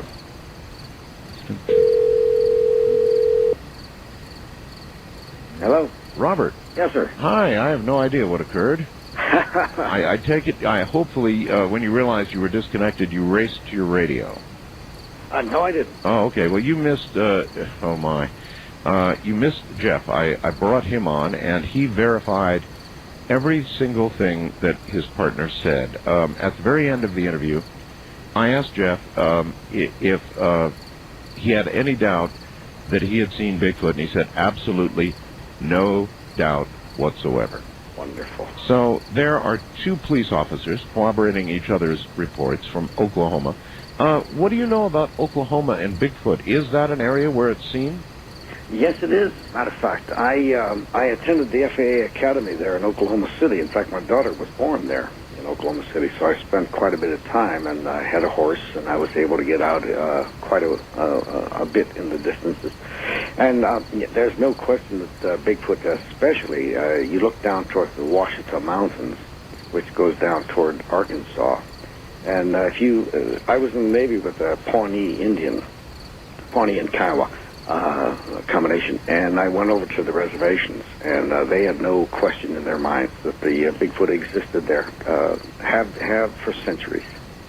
So there's no question. These gentlemen, from what I heard on the first interview, the gentleman is very sincere. I think he's saying something quite accurate. Well, it is interesting that two police officers are willing to come forward on a subject of this sort for the reasons that you laid down a little while ago with reference to Ohio. But I guess, departments differ wildly, and in some of them, I guess you're allowed to say what you saw. Yeah, well, remember that UFO sighting where those officers chased that UFO almost over to the Pennsylvania line? Yes, as a matter of fact, we're going to repeat that show. So many people have requested it. We're going to repeat that around just around Christmas. Yeah, and I think some of them, didn't they lose their jobs, I believe? Some did, yes. Yeah, so the times are changing, thank God. Times are changing. But you've still got to think really hard before you report. When you and I were last speaking before the interviews, you were talking about some tracks. You remember? Yes. You were talking about some tracks, so pick up on that very quickly. You're talking about out in Trout Lake, yes. Yeah. Mm-hmm. Well, we had tracked a short distance, but none of us could believe that we were that fortunate, or that my program was that. We just could not believe it. So we went back to the truck and went on with our trek. And I think it was the second night in. We were quite a ways up. We had stopped the truck, and we were now on snowshoes and hauling a sled behind us. And we were getting definitely into the wilderness, and there were no tracks around us. It was just us. And we had camped next to a stream that was starting to flow. It was starting to break up. And in the middle of the night, we heard this snuffling, snorting sound. It sounded like a horse trying to sniff the air. Right. And each one of us looked at the other, and we were awakened. And I said, "You go check it out." And I said, "No, you go. It was your idea." So none of us checked it out. And the next morning, we went up over the top of this little ridge, and there was nothing there. There was just a small snowbank, and there was nothing there but this stream. So naturally, well, we thought we heard this. Well, collectively, the three of us must have been dreaming. A few miles further up, we found where someone with large feet barefoot, had come out of that mountain stream, came up onto the road, turned around twice, walked back down into the stream, and continued going downstream. We had some unfortunate accident while we were up there. We got into a whiteout, and the boots we were testing for a major manufacturer, we won't mention his name, froze my feet, and they were supposed to be waterproof. They weren't. Anyway, we finally had to trek out, and when we did get out, we found out that on the other end of that stream, going downstream into the White Salmon River, there had been indeed sightings. And about this time, they had had a sighting near Bonneville on the river, the Columbia River. So we pursued that. Of course, I was limping by this time on frozen feet. We got down there, and this is where I ran into Conrad Lundy, who was commissioner of the Skamania County, and I ran into a gentleman who owned the Skamania County Pioneer, Roy Kraft. And their hunters were everywhere. Everyone was there with their rifles, their shotguns, everything. I asked him what in the hell was going on, and he told me. And I could tell he was a local. I didn't know he was the county commissioner. And he said, I suppose you're here to kill it, too. And I said, absolutely not. And I went off on him. Mm-hmm. And being, of course, a very shy individual that I am. And I said, he said, well, it's not against the law. I said, well, it sure as hell should be. He said, well, I'm the county commissioner. I said, well, don't stand there. Do something. Somebody's going to get shot up here, and it's going to be more than the Bigfoot. Oh, yeah. So he took me down and introduced me to a gentleman by the Roy Kraft, and I wish you had met him, Art. This guy was the quintessential editor to a small newspaper. He had the cigarette ash that was longer than the cigarette. He had the celluloid, everything. You sound like the Roy Schneider of Jaws, Remember Roy Schneider out there? Oh, yeah. Somebody's going to get killed, and all those rednecks piling into the boats and going out there, and sure enough. Bingo. Exactly. Well, Roy sponsored the ordinance. It became the first law passed in America. And it was with me jumping up and down on Conrad Lundy, and Roy sponsored it, and it became the first ordinance that was passed in America. What was interesting about Roy Kraft is after I got to know him, I said, what are you doing in Stevenson, Washington? Turns out this fellow had been a PR agent, and one of his, he said, one of his clients had been murdered in Hollywood. His client was Marilyn Monroe. Oh, my. Yes, he was the press agent for Marilyn Monroe, and when she was murdered, he had had enough. He said he couldn't. And he continually said he didn't say she died. He said he didn't say she was overdosed. He maintained she was murdered, and he wanted nothing further to do with it. So this is an interesting thing about Bigfoot, I've run into more wonderfully interesting people, and he was one of them. But that's how that first law started. And then, of course, there's that pinball effect. Are you really sure about this? In other words, we've talked about this before. There are many who say that one Bigfoot should be killed. One should be killed so that we can autopsy it, so we can learn about it, so that we can understand what we're sharing this planet with. We can understand about what these creatures are, and all the rest of it. I mean, so much knowledge that could come from one body. How do you argue against that? Well, it's intellectually, I began exactly that same way. That's exactly how I felt in the very beginning. But there was something about seeing these people out there, my gun's bigger than yours, etc. I saw no glory in that. Yeah. And the more I came to know the Bigfoot people, the more I realized, on the average, of course, they're just like us. There's good, there's bad, there's some that have had some rotten experiences with the little hairless people.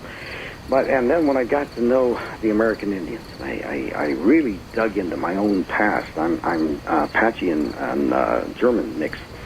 And the more I dug into it, the more I realized how do we become so arrogant that in order for something to be protected, in order for something to be accepted, we have to kill it in order to dissect it. And isn't there something the other half of this term that we grandly put on ourselves. Well, because that's linear science, and that's linear law. In other words, science is not prepared to believe such a thing even exists until they can personally examine it, and those who generally write laws are not prepared to write one to protect a creature that is, in their opinion, myth. It's a conundrum. It's a very difficult thing. But what are we going to do if we do shoot one? Because we must convince ourselves it exists so that we can protect it.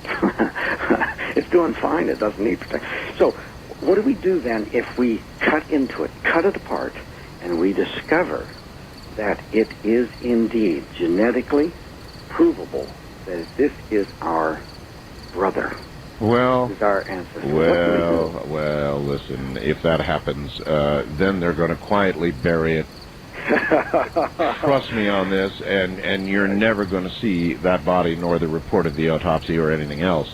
Exactly. That would upset way too many apple carts. And I wonder, Art, if that hasn't occurred. There was a skull found, not, Oh, yes. The skull was found. Listen, hold it right there. We'll come back to skull in a moment. We're at the bottom of the hour. My guest is Robert Morgan. The subject is Bigfoot. I'm Art Bell, and this is Coast to Coast AM.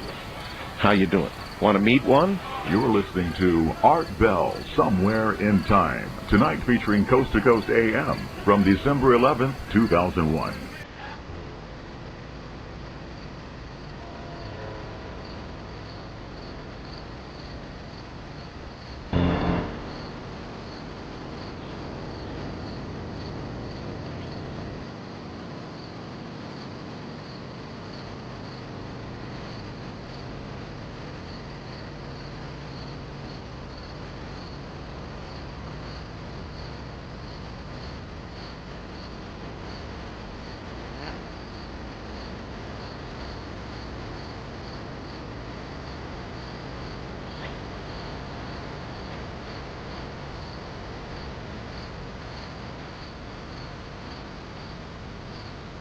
Good morning.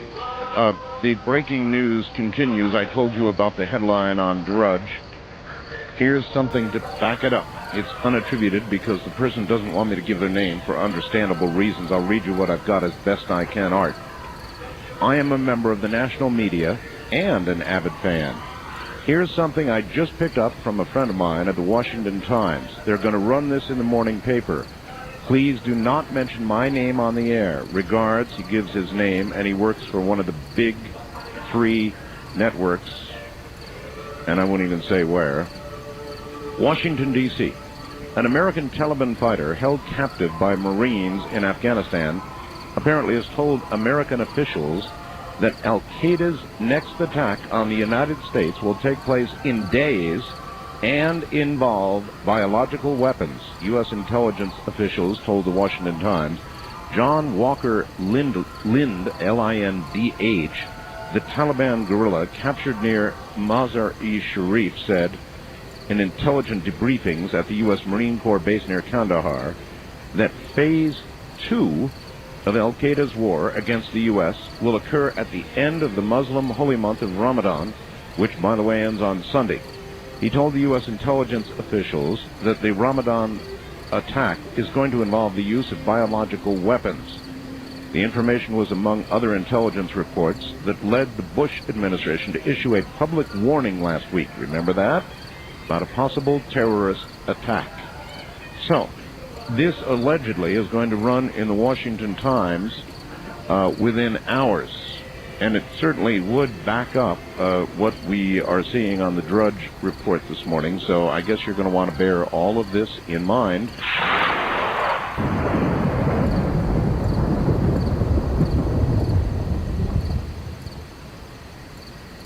Coast to Coast AM. It's way out there. The Catholic Church a few years ago came out with a report that the belief in extraterrestrial life does not negate one's belief system in God. I found that fascinating, didn't you? This is something that is certainly a very plausible event, but nevertheless, what we're saying is it is the setup for the Antichrist. And we had better wake up, because if we don't, we are going to find ourselves part of that alien agenda. Now, we take you back to the past on Art Bell Somewhere in Time.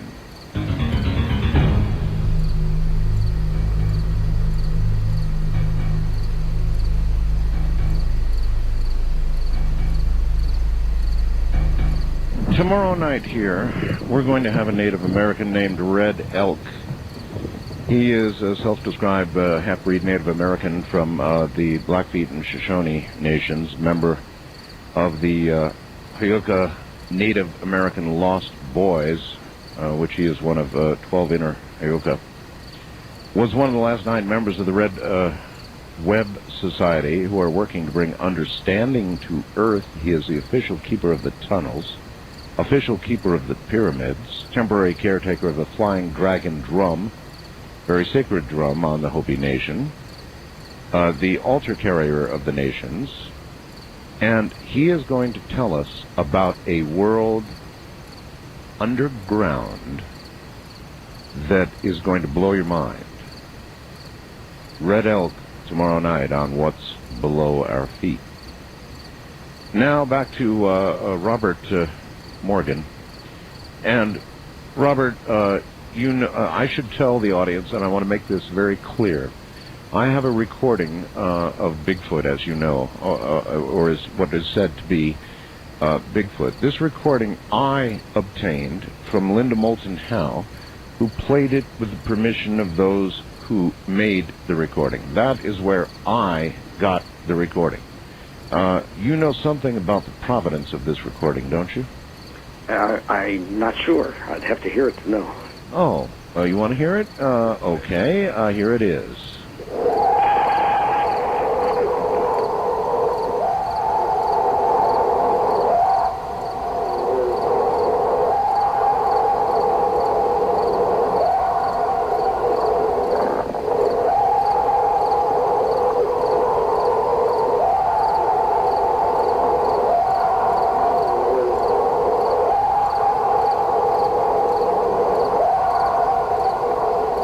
That recording, Robert.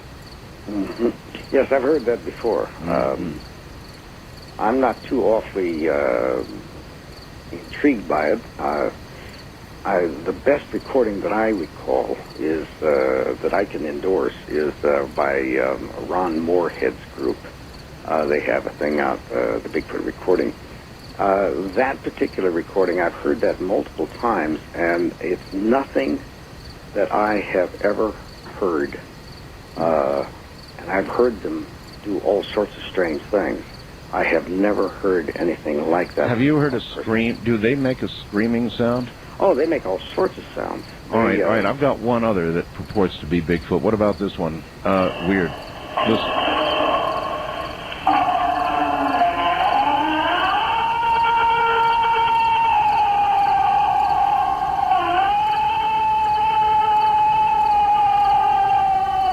What about that one?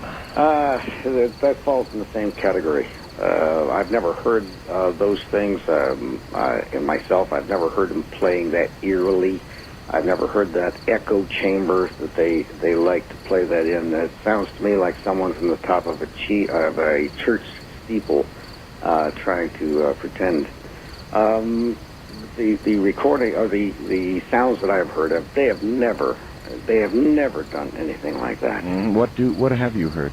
Well, I've had them come close by and actually imitating birds, and then change from one bird to another in mid sentence, I guess you might say, or mid sound. Really? And I've heard a lot of the articulations that are really well represented in Ron Moorhead's and Alan Berry's recording, where they actually appear to speak. Yes, where you can actually it's not just someone howling or something like that, because they have no reason to do that. You know, they don't just go out and pretend to be a werewolf. There's no meaning to those sounds at all. Well, the sounds that I have heard have all had meaning. Yeah, I've also heard those, the ones you're talking about, and they actually... do you remember what the clearest was? Yeah, there's something that sounded to me like "you're not welcome." They actually had vowels and it was like right, that, like that. Right, and which was tough to swallow at first, but the more I've listened to it, and more than that, even going on beyond that, because there's no sense in projecting what we would like to hear, but to realize that they're using vowels and so clearly.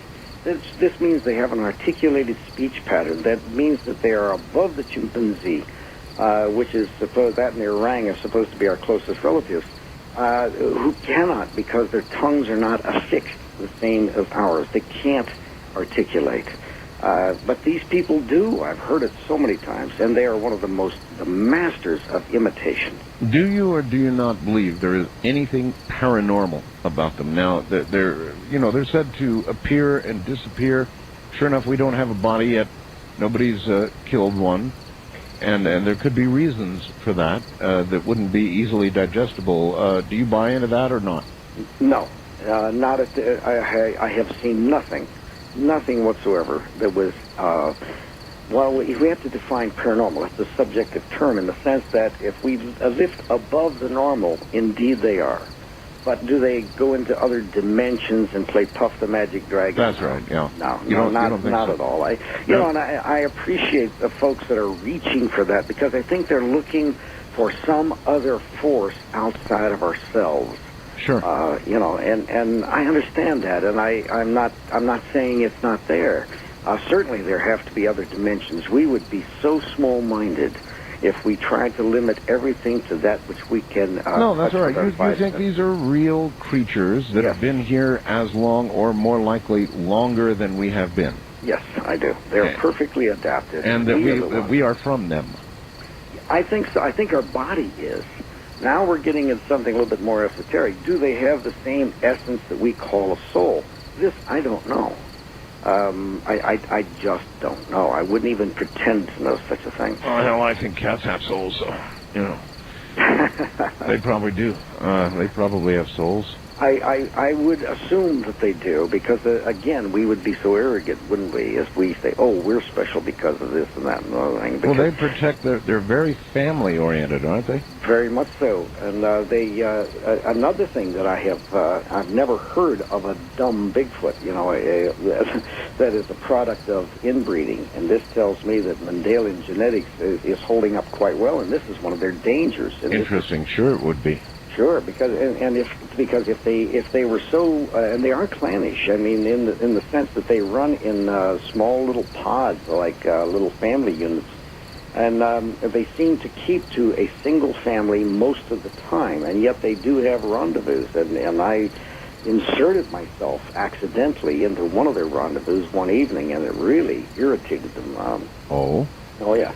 We had gone down, Scott Church and I had gone into a place in the valley, and it was around 12:30, 1 o'clock in the morning, and I love to go places where no one knows where I am.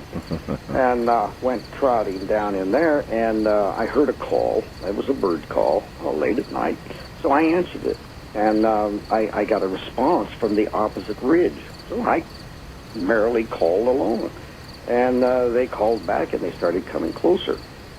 And the closer they came, and then all of a sudden, there was this dead silence again. I mean, it's like running into a brick wall. And when I tell you that, I swear, even the insects stopped.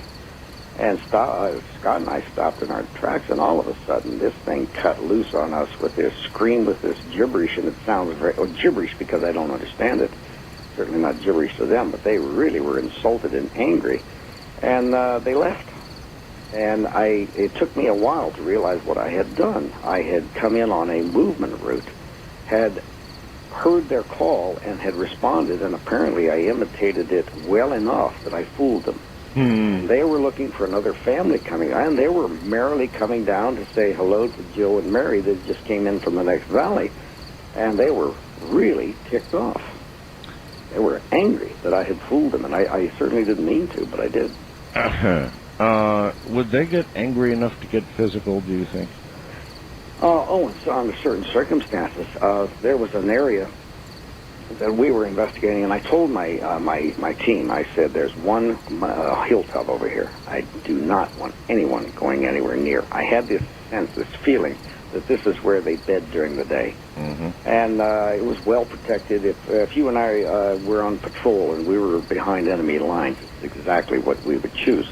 So I left them alone, because if I leave them rest, then they're more apt to come close to me during the night. And, of course, they move around during the day under normal circumstances. When we are around, that's when they move at night. In any case, it was the same circumstance. We finally penetrated that area one night, somewhat accidentally, but we did do it. And on the way out, we had rocks whistling past us. And when I tell you the concussion of a large rock going past your head, and you know they're expert enough, if they wanted to hit you, they would. They'd take your head off. But they didn't. They were just telling me, you got too close, bud. Back off. Mm-hmm. Yeah, so they have a sense of fair play, too. And I, so far, and even when my daughter was quite small, I took her into the Everglades. She's been in the mountains. She's been in the desert. We've had all sorts of encounters with the Bigfoot. They never, ever, ever bothered us. So you wouldn't be afraid to leave your daughter with a Bigfoot? No, not at all. I think she'd be perfectly protected. In fact, I would worry about the Bigfoot. Yeah. Oh, really? He's a tough one. But I had mentioned earlier that about the skull that had been reported found. Yes, a skull. Outside of Woodland, Washington, and they sent first the farmer had sent the jaw structure up to a university in Canada, and then they had come back later and asked for the entire everything, and they take the rest of the remains up there. And this jaw structure you could fit over your face, and they promptly lost it. Oh, they lost it. Oh, yeah, they lost it. And the University of Miami is guilty of the same thing. There was a femur down there that was huge, just absolutely long, and it was hanging in a curio shop, and one of the anthropologists took it in, and it disappeared. And outside of a little town called Ashtabula, Ohio, there had been a graveyard found up there when they first started clearing the land for the city, and they discovered these bodies that were in excess of between 6 and 7 feet tall. And, you know, our ancestors were not that tall. If you look at go to the museum and take a look at the riding habit of George Custer, you know, he was about 5'3". Yeah, it's true. We have grown taller and taller as time has gone on. Genetically, we're getting taller. But here's this ancient graveyard, and now you go to Ashtabula and try to find that. That was cleared out, and those bones are gone. So, you know, as I've said so many times, we have this common prayer, please God, Allah, Buddha, whoever, please let me get through this day without a single new thought. And this is unfortunately true. You've got a couple of CDs out, isn't that right? Yes, I do. In fact, I sent them to you. I hope you received them. What are they? Explain to everybody what they are. The new CDs. I had made the Bigfoot: The Ultimate Adventure, which is an audio cassette, and it is true an adventure. It takes you into the woods and teaches you my method of coming in contact. But you only have so much time on a 90-minute cassette. I was bombarded. So finally I came up with the Bigfoot Pocket Field Manual. It covers 2 CDs, and these CDs give you absolute 100% everything you will ever need from the beginning. You don't know anything about Bigfoot to actually putting yourself in a position. They're 2 CDs long, and they are available now. They're just came off. They're literally hot off the press. Okay. Yeah, and the first 100 of them, as a matter of fact, they asked me to autograph each one of them. Really? Yeah, and they're in production now, and they can be had if they go to artistfirst.com. They are our fulfillment agent. Artistfirst.com if they're on the web. Okay, well, how much? Those are, boy, you would ask me that. I believe they're $25 for the set. Boy, I'm not in on the marketing, and I was just... No, that's all right. You did them. All right. So these CDs, if you studied them, if you followed the advice given on the CDs, what are your odds of meeting a Bigfoot? If they are in your area, your odds are extremely high. Extremely high. In fact, I hope those policemen, I wish that policeman, and I wish the Southern Bigfoot organization would get a copy of these things, because this is a culmination of 30 years of experience. I have done it. I've been there, and this is how, and it starts from ground zero. How long Where to start your own research. How long did it take you to produce these? What, the CDs? Yeah. You mean, I don't understand. Well, to produce them, to put it all together. How big a project was it? Oh, well, for me to write it, it took 29 years to learn it, and 1 year to actually file it down into a viable script. And then I had to sit down and record it. So I recorded every single bit of it. And, oh, God, so you're talking about actually about a year and a half to get the recordings the way they are right now. Well, that's a big project. Yes, it was. Well, the Ultimate Adventure, which is its companion, I met the recording engineer to that when I was on my way to Moscow, Russia, and I met him in Frankfurt, and I heard these people whispering behind me, "That's the Bigfoot guy." And I thought, oh, Lord, love a duck, I can't even go to Russia, you know. And he was a supreme engineer. He'd worked with Rod Stewart and Cher and the Jacksons and all this stuff. And he told me, he said, when we get back, if you want to do something, I will do it. Well, he did. He came to my home, built a recording studio, and spent 9 months. And nothing on that recording is canned. And the only thing is, he didn't have a sense of humor, Art. He would not let me sing. He wouldn't let you sing? He wouldn't let me. All right. Well, that'll add to the attraction of the buy, I guess. I don't sing either, Robert. I just don't do that. If you really want to meet Bigfoot, the website is artistfirst.com. Artistfirst.com. And if they want to visit me, it's trueseekers.org. All right. We'll be right back. The trip back in time continues with Art Bell hosting Coast to Coast AM. More Somewhere in Time coming up. You're listening to Art Bell, Somewhere in Time. Tonight featuring Coast to Coast AM from December 11th, 2001. Good morning, everybody. Robert Morgan is here, and we're talking about Bigfoot. Lines are loaded. We're about to go to the lines. If you have any questions, hopefully we'll have some answers. So, stay right where you are.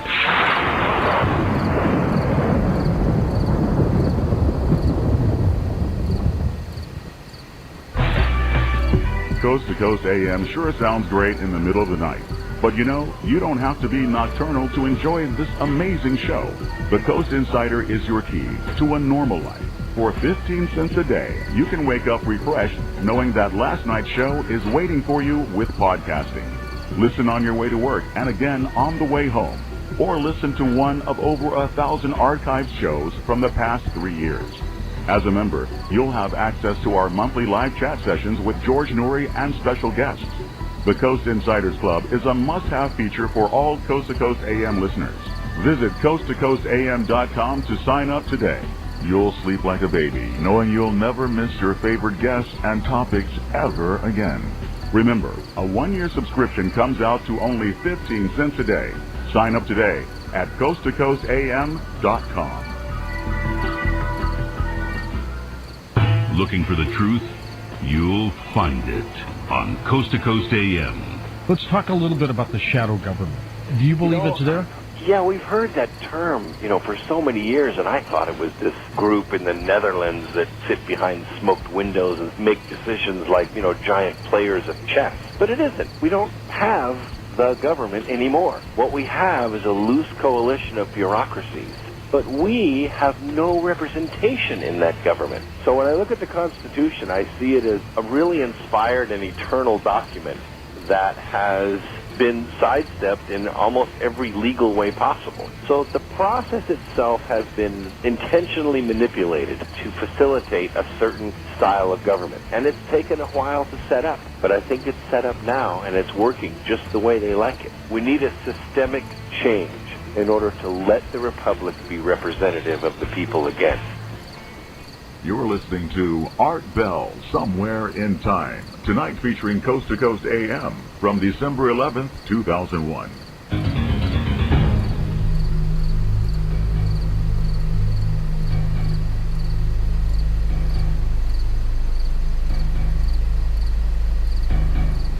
once again, here is Robert Morgan. Robert, hold on just 1 second. I need to pose for a picture here. I'm right here. All right, yeah, I'm going to do that. I still haven't got it right. Well, I'll do it here shortly. All right, Robert, I'd like to take you to the telephones and let people ask you questions. They know that you know, and so obviously they have questions. Sure, but I have a question for you. Yeah, fire away. Is it really true that we, for the Al-Qaeda, that we changed Ramadan to Ramabam? Right. Is that true? No, Robert. That's not. Well. Well, you don't want to go there. Yeah, I don't care to go there. Instead, I'll go to the phones. First time caller line. You're on the air with Robert Morgan. Hi.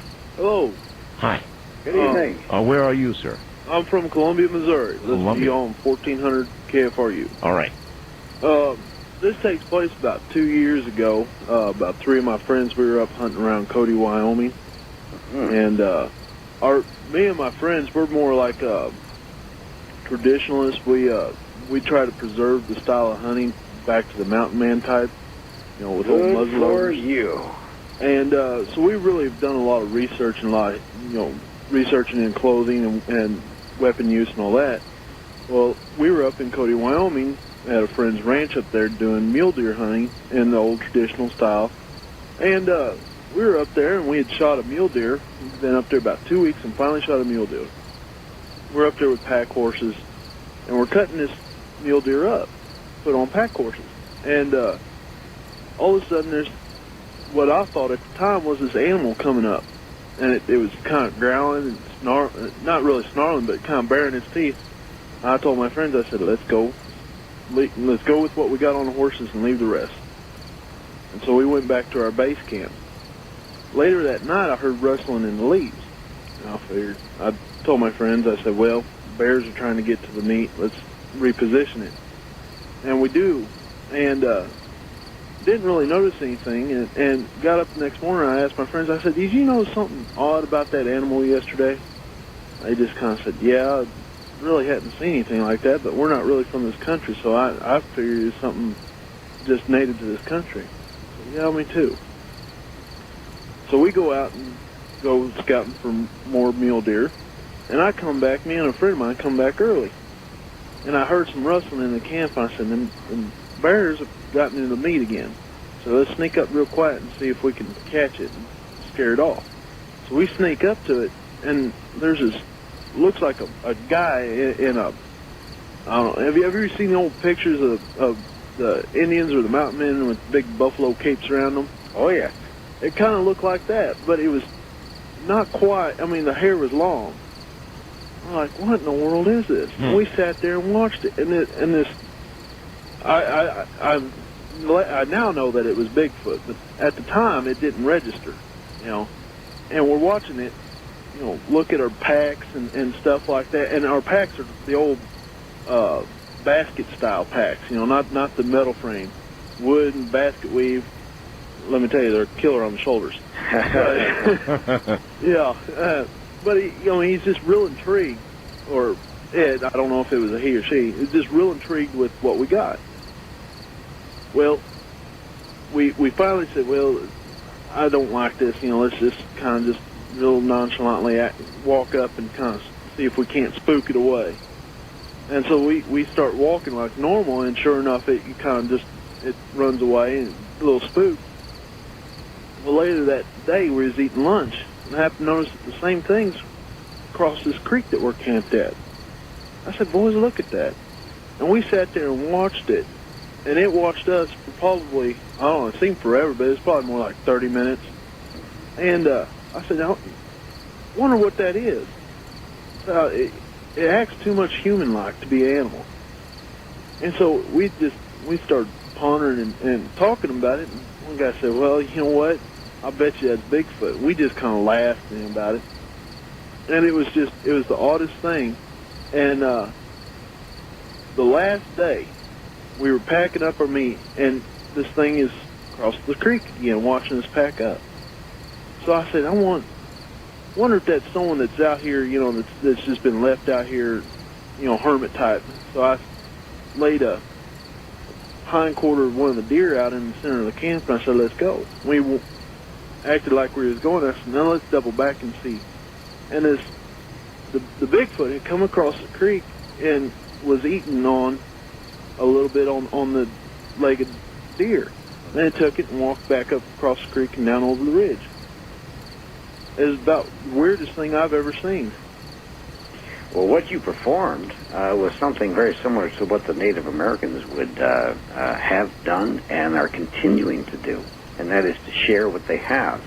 And had you stuck around there after you gave him that, more than likely, within a day or two, you'd find some gifts. Really? That would have appeared. And I'm not talking about something from Fears of Roebuck, you know. Yeah. But you would have found something that would have been important, that he thought would be important to you, even if it would have been new sticks or reeds to repair your packs or something along those lines. Now, you know, we talked about this after we got back, and we did a little bit of research, and it was like, you know, I bet you that was Bigfoot that we saw. Well, I have to compliment you, the fact that you had weapons, but you didn't even consider shooting it. And we're talking muzzleloader type weapons, and I mean, we was like, we're more of the type that, you know, only shoot what you're going to eat, and that's it. Boy, good for you. And glad to hear. I agree. Good for him, and you know that, and he's about the third tonight that said that you know, like it never even occurred to them to shoot it. And do a lot of people who get near Bigfoot come back with that same story, that it just never occurred to them to shoot? Art, more and more are coming to that, because, and I want to say that some of my colleagues that are like myself are getting through to people, and I hope we are. And more people are reacting to the Bigfoot as well. It's not bothering me. And of course they're cautious, just like the police officers. They had their weapons in case. But they didn't do, unfortunately, what Bugs did, the fellow that we had talked about before. And, everybody wants to know about Bugs, and of course it ended, at least for now, when Bugs' wife said, "Oh, no, you don't." And we have not taken it any further than that. I tell you, though, on reflection, I absolutely believe Bugs. I don't know about you. You listen to the story, and what do you think? I am ready to go to Texas. I was very surprised, and on top of that, I was extremely impressed and pleased. Even scientists had contacted me offering their services, especially out of UCLA. I had people from the state's attorney's office contact me. I had in Texas police officers, detectives, people wanting to help. That was quite an event, and I hope that Bugs is listening, and I hope his wife lets him out of the closet. Well, he knows that I stand ready at a moment's notice to take him up on his offer and to pass it on to you and to take a trip to Texas. He knows that's true, so we await that call, Bugs. Listen, with respect to your CDs, is it true that all the profits are going directly to an organization to help further research? Oh, absolutely. The profits go to the American Anthropological Research Foundation. Well, how in God's name are you making a living? I beg your pardon? How are you making a living? Oh, hijacking cars, things like that. I've always been fairly lucky that way. I go out and I make my money, and then I go back and spend it. That's what it's all about. And if I die with more than $26 in my checking account, I'm going to be very angry. You know, that's kind of the way I think about money, too. All right. Wild Card Line, you're on the air with Robert Morgan. Hello. Hello? Hi there. Hello. Oh, my goodness gracious. Can I say something real quick to you, Art? Yes? Before I make my point here. I am so grateful that you're here. I missed you so much. Me and my wife, my wife and I, we cried heavily when you were gone. Well, I'm grateful to be here, too, sir. Thank you so much. And I'm so glad that you did what you did for Rush. We all prayed, and, you know, it was a great thing, and I'm so glad we cried when you were back. Well, I wish I could tell you all I know about Rush, but I can't right now. I know, I understand. Things will be apparent in time. All right, anyway. Exactly, okay. So, hey, Robert, I have a good friend that he's called up on the Art Bell show a number of times under several assumed names because he's a very paranoid sort, just like most of us. And anyway, so he says that he knows in the Shasta area, of course, all the the stuff that goes on in Shasta and the Shasta Mountains, that's a whole different program. But yeah, it's kind of like tomorrow night's program. You're going to want to hear that, sir. But anyway, your point is? Okay, well, he says that he knows some Sasquatch, a whole Sasquatch family in the area, and that he believes that they are interdimensional. Now, that's my big, that's my thing. I want to ask, do you have any idea if they can possibly be, maybe they have some sort of, something that we are lacking now that we have just, it's faded out in the human. Okay, I think we really already answered this when I asked the question about the paranormal, but you're welcome to enlarge. What I think is true, Robert, is that we assign in our minds when something is as elusive as this, we automatically in our minds we assign it to the paranormal category. It's a natural human thing to do. Yes, and it kind of shows our weakness, and at the same time a kind of yearning for something beyond what we can see, touch, smell, taste, etc. It kind of is akin when I ask people. They'll tell me they're afraid of, I'd be afraid if I saw a ghost. And I said, my answer is, look at me. Look at me right now. Are you afraid of me? Well, of course not. Well, if I die tomorrow and I come the next day to see you, why would you be afraid? And it's all it is the driver is outside the car, and there's no difference. But it's the same thing with the Bigfoot. We try to, anything that we can't really grasp quickly, we like to think, and I think subconsciously wish that there is another dimension. There has to be something more than what... Oh, well, I think there probably is, as we mentioned earlier. Most of the theoretical physicists who are right on top right now believe there may be 11 or more, and so I believe that. But in this case, you're just saying you think these creatures are as real as we are. Yes, and I think it's our own limitations that are the problem. Well, how are they bright enough? Well, of course, they are seen. They've been watching us for centuries, so they know what we're going to react to. I'll tell you how I can tell you that they, for sure, how they hand down things for probably hundreds, if not thousands of years. I recorded an owl call in the state of Washington in the presence of George Harrison, he's the former managing editor for National Wildlife Magazine.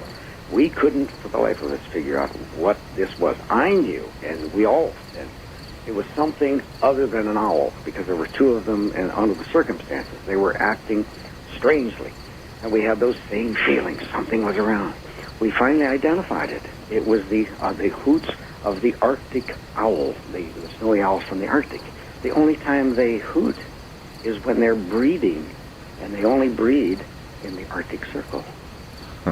Now, how did the Bigfoot learn that?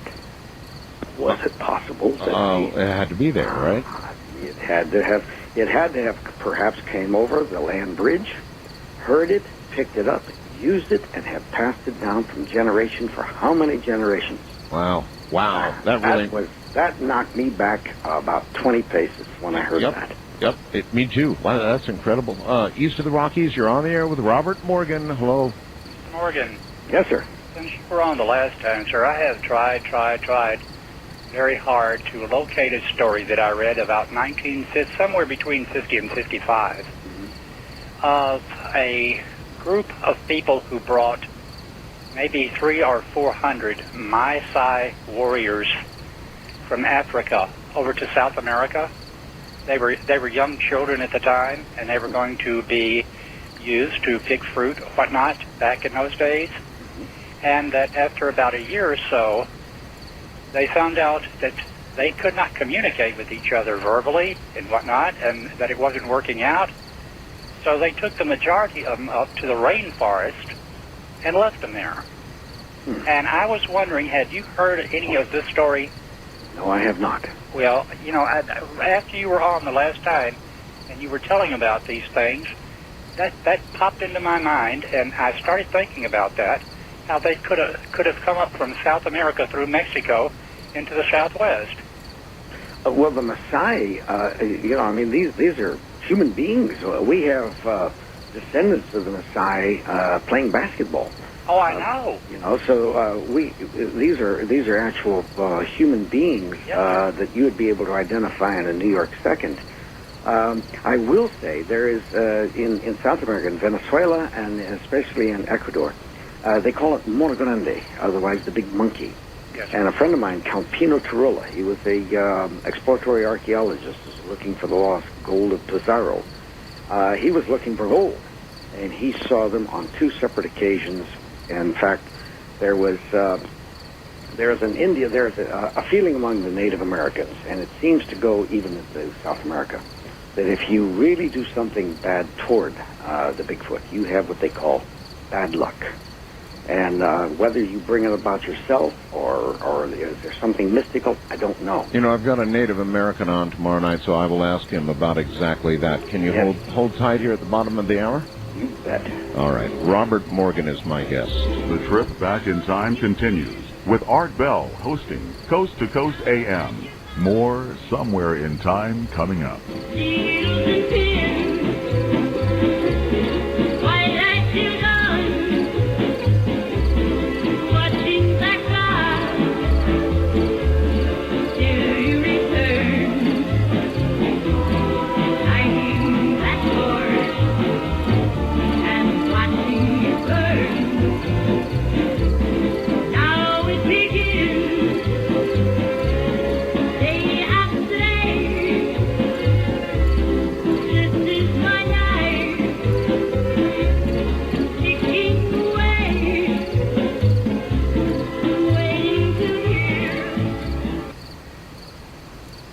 To Art Bell, Somewhere in Time. Tonight featuring Coast to Coast AM from December 11th, 2001. I'm so hooked on this record and a few others that, I don't know, they just affect me mightily. Anyway, listen, Robert Morgan is here. We're talking about Bigfoot and taking your calls. Gee, guess what? I got a photo up. I said I was going to try and get the DT200B up, and I do have that photo up on my webcam right now. To get to my webcam, and you can see my cool new T-shirt at the same time. We've got these T-shirts. Oh, I love them. Go to artbell.com, go to program, and then over to Art Bell Studio Cam, and you'll see a picture of this cool little radio. It really is such a slick radio. Promise it, and there it is, finally. So you can legibly see it. Robert Morgan, back in a moment.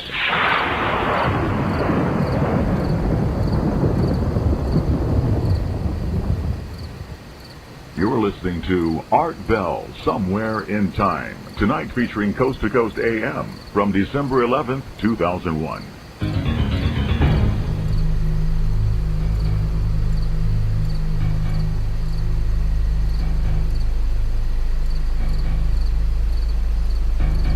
All right. Back now to Robert Morgan. You're back on the air, Robert. Wonderful. Hey, I hear you're doing some sort of internet radio program yourself. Is that true? Yes. In fact, I was going to call you and ask you to be a guest. Yeah, like I'm not on the radio enough, huh? When you're not doing anything else. Yes, as a matter of fact, the artistfirst.com people contacted me. And it was after we did the Bug Show, because when I tell you I had over nearly 386 emails. Uh-huh. I mean, I was flooded. And, of course, Artist First just loved it. So they invited me to do a test balloon. Right. And so far, for whatever reason, each Tuesday night, and it's between 9 and 10 Eastern Time, I have had a marvelous audience. I'm not as charming as you are, nor am I as good looking. But I try hard. I'm not good looking. That's why I don't go on television. So you do a show, I take it, about Bigfoot. Yeah, well, more than that. We do the artistfirst.com is how you can get onto it. But we're the American Anthropological Research Foundation, of which I'm president. We're involved in a lot of things. Institute for Neuroscience Awareness is one, which has to do with EEG neurofeedback for brain trauma, curing brain trauma problems, and circumventing it. We also have the Institute for Children with Challenges. So you know something about these things? Well, by osmosis, yes, I do. Well, okay, then. I've got a really good question for you. I had a gal on the air the other night whose name was Pam. And Pam has been featured on 48 Hours and elsewhere. And she had an aneurysm in her brain. You didn't happen to hear that, did you? No, I did not. She had an aneurysm in her brain, Robert, and in order to clip this aneurysm without killing her, the only thing they could do was to lower her body temperature way down, and her heart stopped. They pumped all the blood out of her body, every last bit of the blood out of her body, and her brain waves stopped for an hour. Robert, for an hour. She was dead. D-E-A-D, dead. Right. She told us what happened while she was dead. But at any rate, they pumped the blood back into her body. Her heart was kick-started with the paddles, you know, that kind of thing. Right. And after an hour, Robert, she came back. Now, if you know anything about neurological studies, maybe you'd like to comment for me on the following question. During that hour, where was she? Well, that's like you and I. Okay, I'm going to pick you up, and we're going to go down and have a hamburger. We park our car, and we get out. Right? Normally, you leave the engine running. Because the soul, certainly, I am much prettier than this body will let you know. So I look at, being a Buddhist, I look at ourselves as these bodies are nothing more or less than cars that we're driving. That's all. It's the soul that's important, not the body. Okay.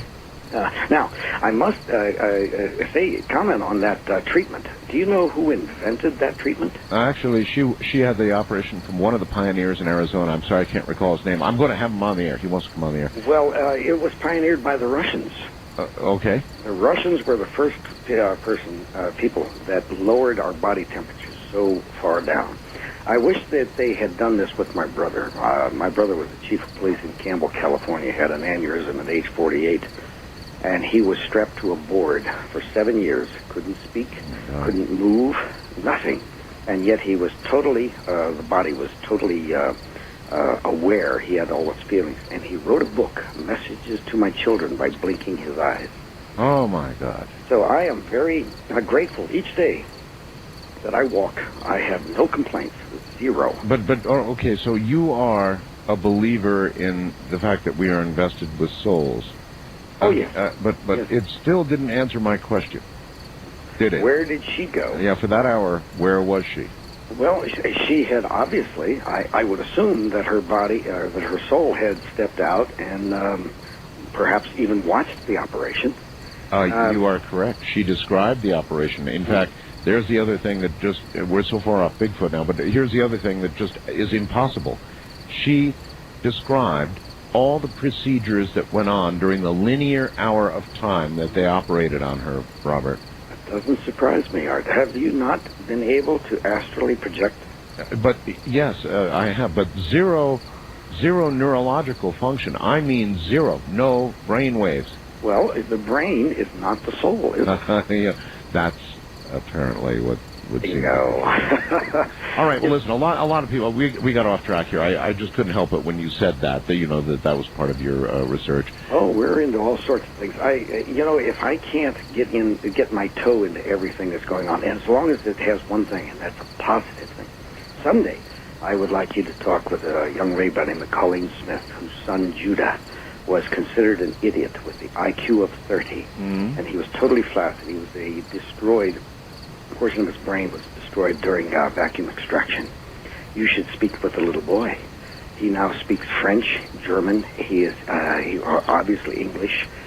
He may step. He may actually be able to move and stand not too distant future, all because of EEG neurofeedback. But that's another subject, and I know that it's Bigfoot. Boy.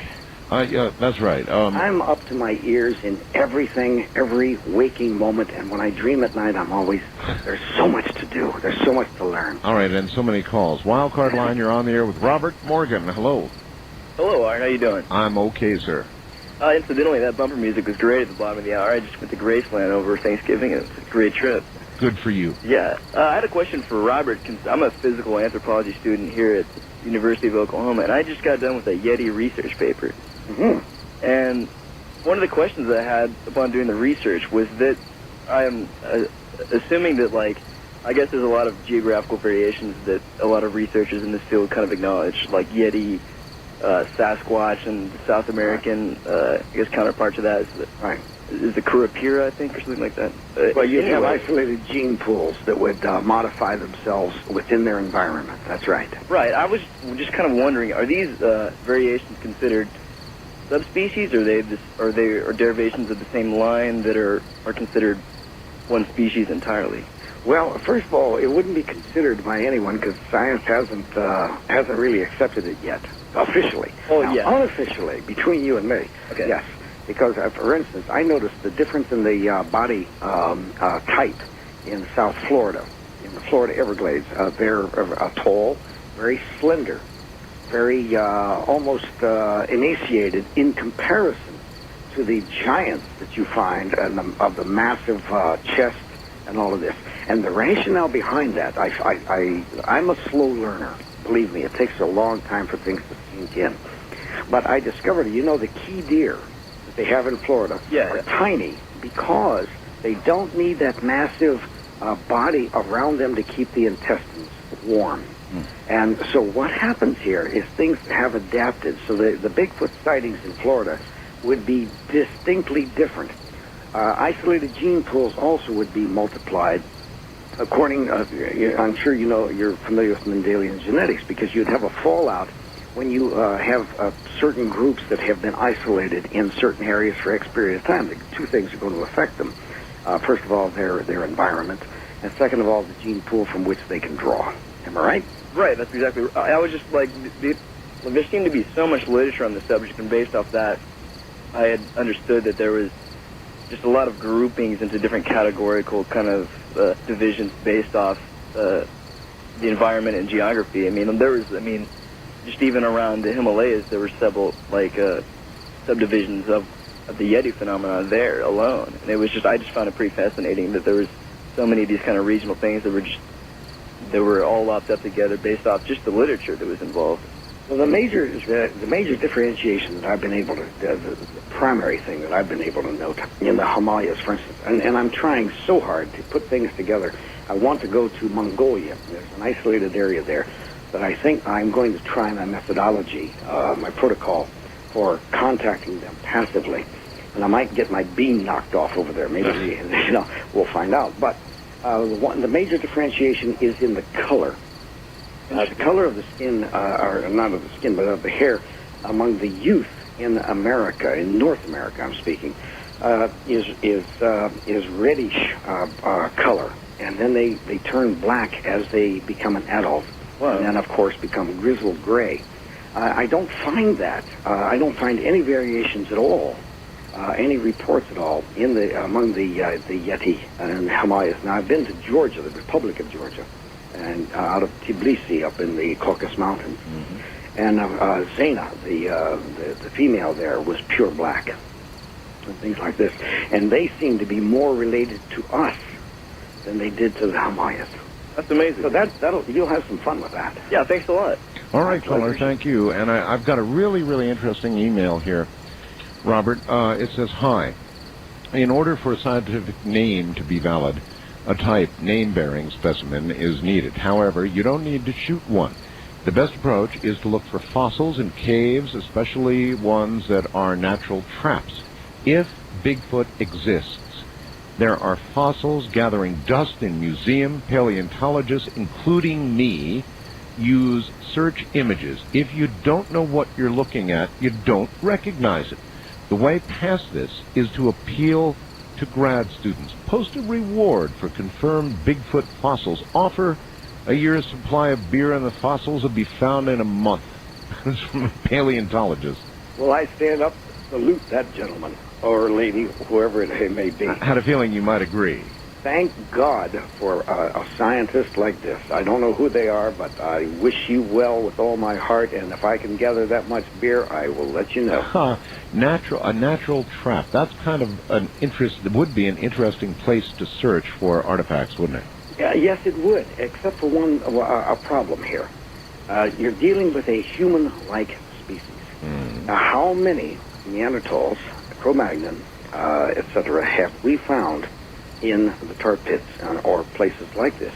We have found very few. And I don't know of any. Now, there may be some, but I don't know of any. Well, the idea is that if you fell in, we wouldn't hunt alone. We would be out someplace. And Art, if you fell into one of those traps, I'm going to get you out. Okay? And we'll throw you a rope. I will find a way. I'll break a tree off and send it down. So we're an elephant. Of course, they will try to get their people out, but they can't do it because of their massive weight. They're going to go down. So you're going to find mastodon. You're going to find things like this. You're going to find deer, because deer don't help one another. If one gets in trouble, the rest run away and say, "Thank God it's not me." Yeah. So when you're dealing with a hominid, I'm not sure. How many monkeys have we found? It's a very good point. No, excellent point. Well said. East of the Rockies, you're on there with Robert Morgan. Hi. Hello? Hello. Yes. I'm calling from New Franklin, Missouri. Yes, sir. And I was wondering if Robert knew anything about a town called Louisiana, Missouri. I have heard of it, yes. About 25 years ago, there was a sighting in Louisiana, Missouri.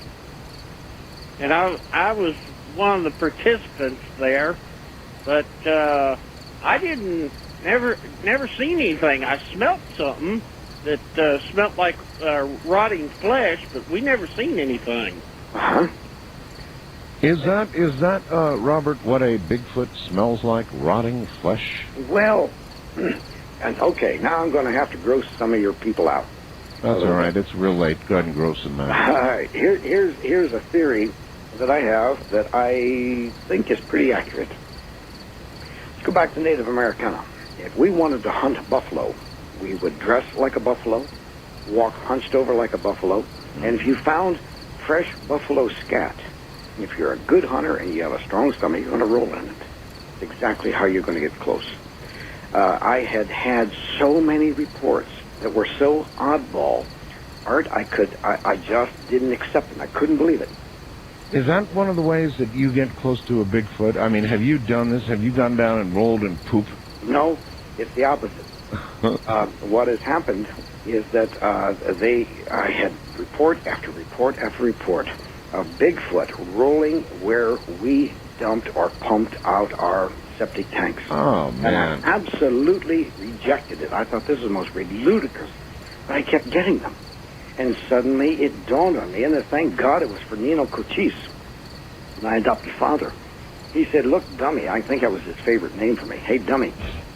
He said, "Look, they must think that's what we smell like. And they're trying to, because lots of times people smell this putrid thing next to your house, that they actually find human feces, rub themselves in it in order to think that's the way we smell." And the other night when I was in Walmart, I was in those long lines. No, never mind. You thought you detected a Bigfoot in lines. I could tell where I got that idea. But, when you think of it logically, coldly, not emotionally, you think of it coldly, this would make sense from their viewpoint. It would, sure. Yeah. Yeah, of course it would. The Vietnamese, when they were hunting us, they could tell we were in the area by our smell. They could smell an American. Yeah, I know. Okay, so why not? So if I were shot down behind their lines, I just might. If I just might. I'm going to live. Robert, bless you, my friend, and good night. Anytime. Take care, and you can be sure there will be another time. And I leave you with just a bit more. Good morning, everybody. That creature is out there, you know. I'm Art Bell from the high desert. Ta-ta.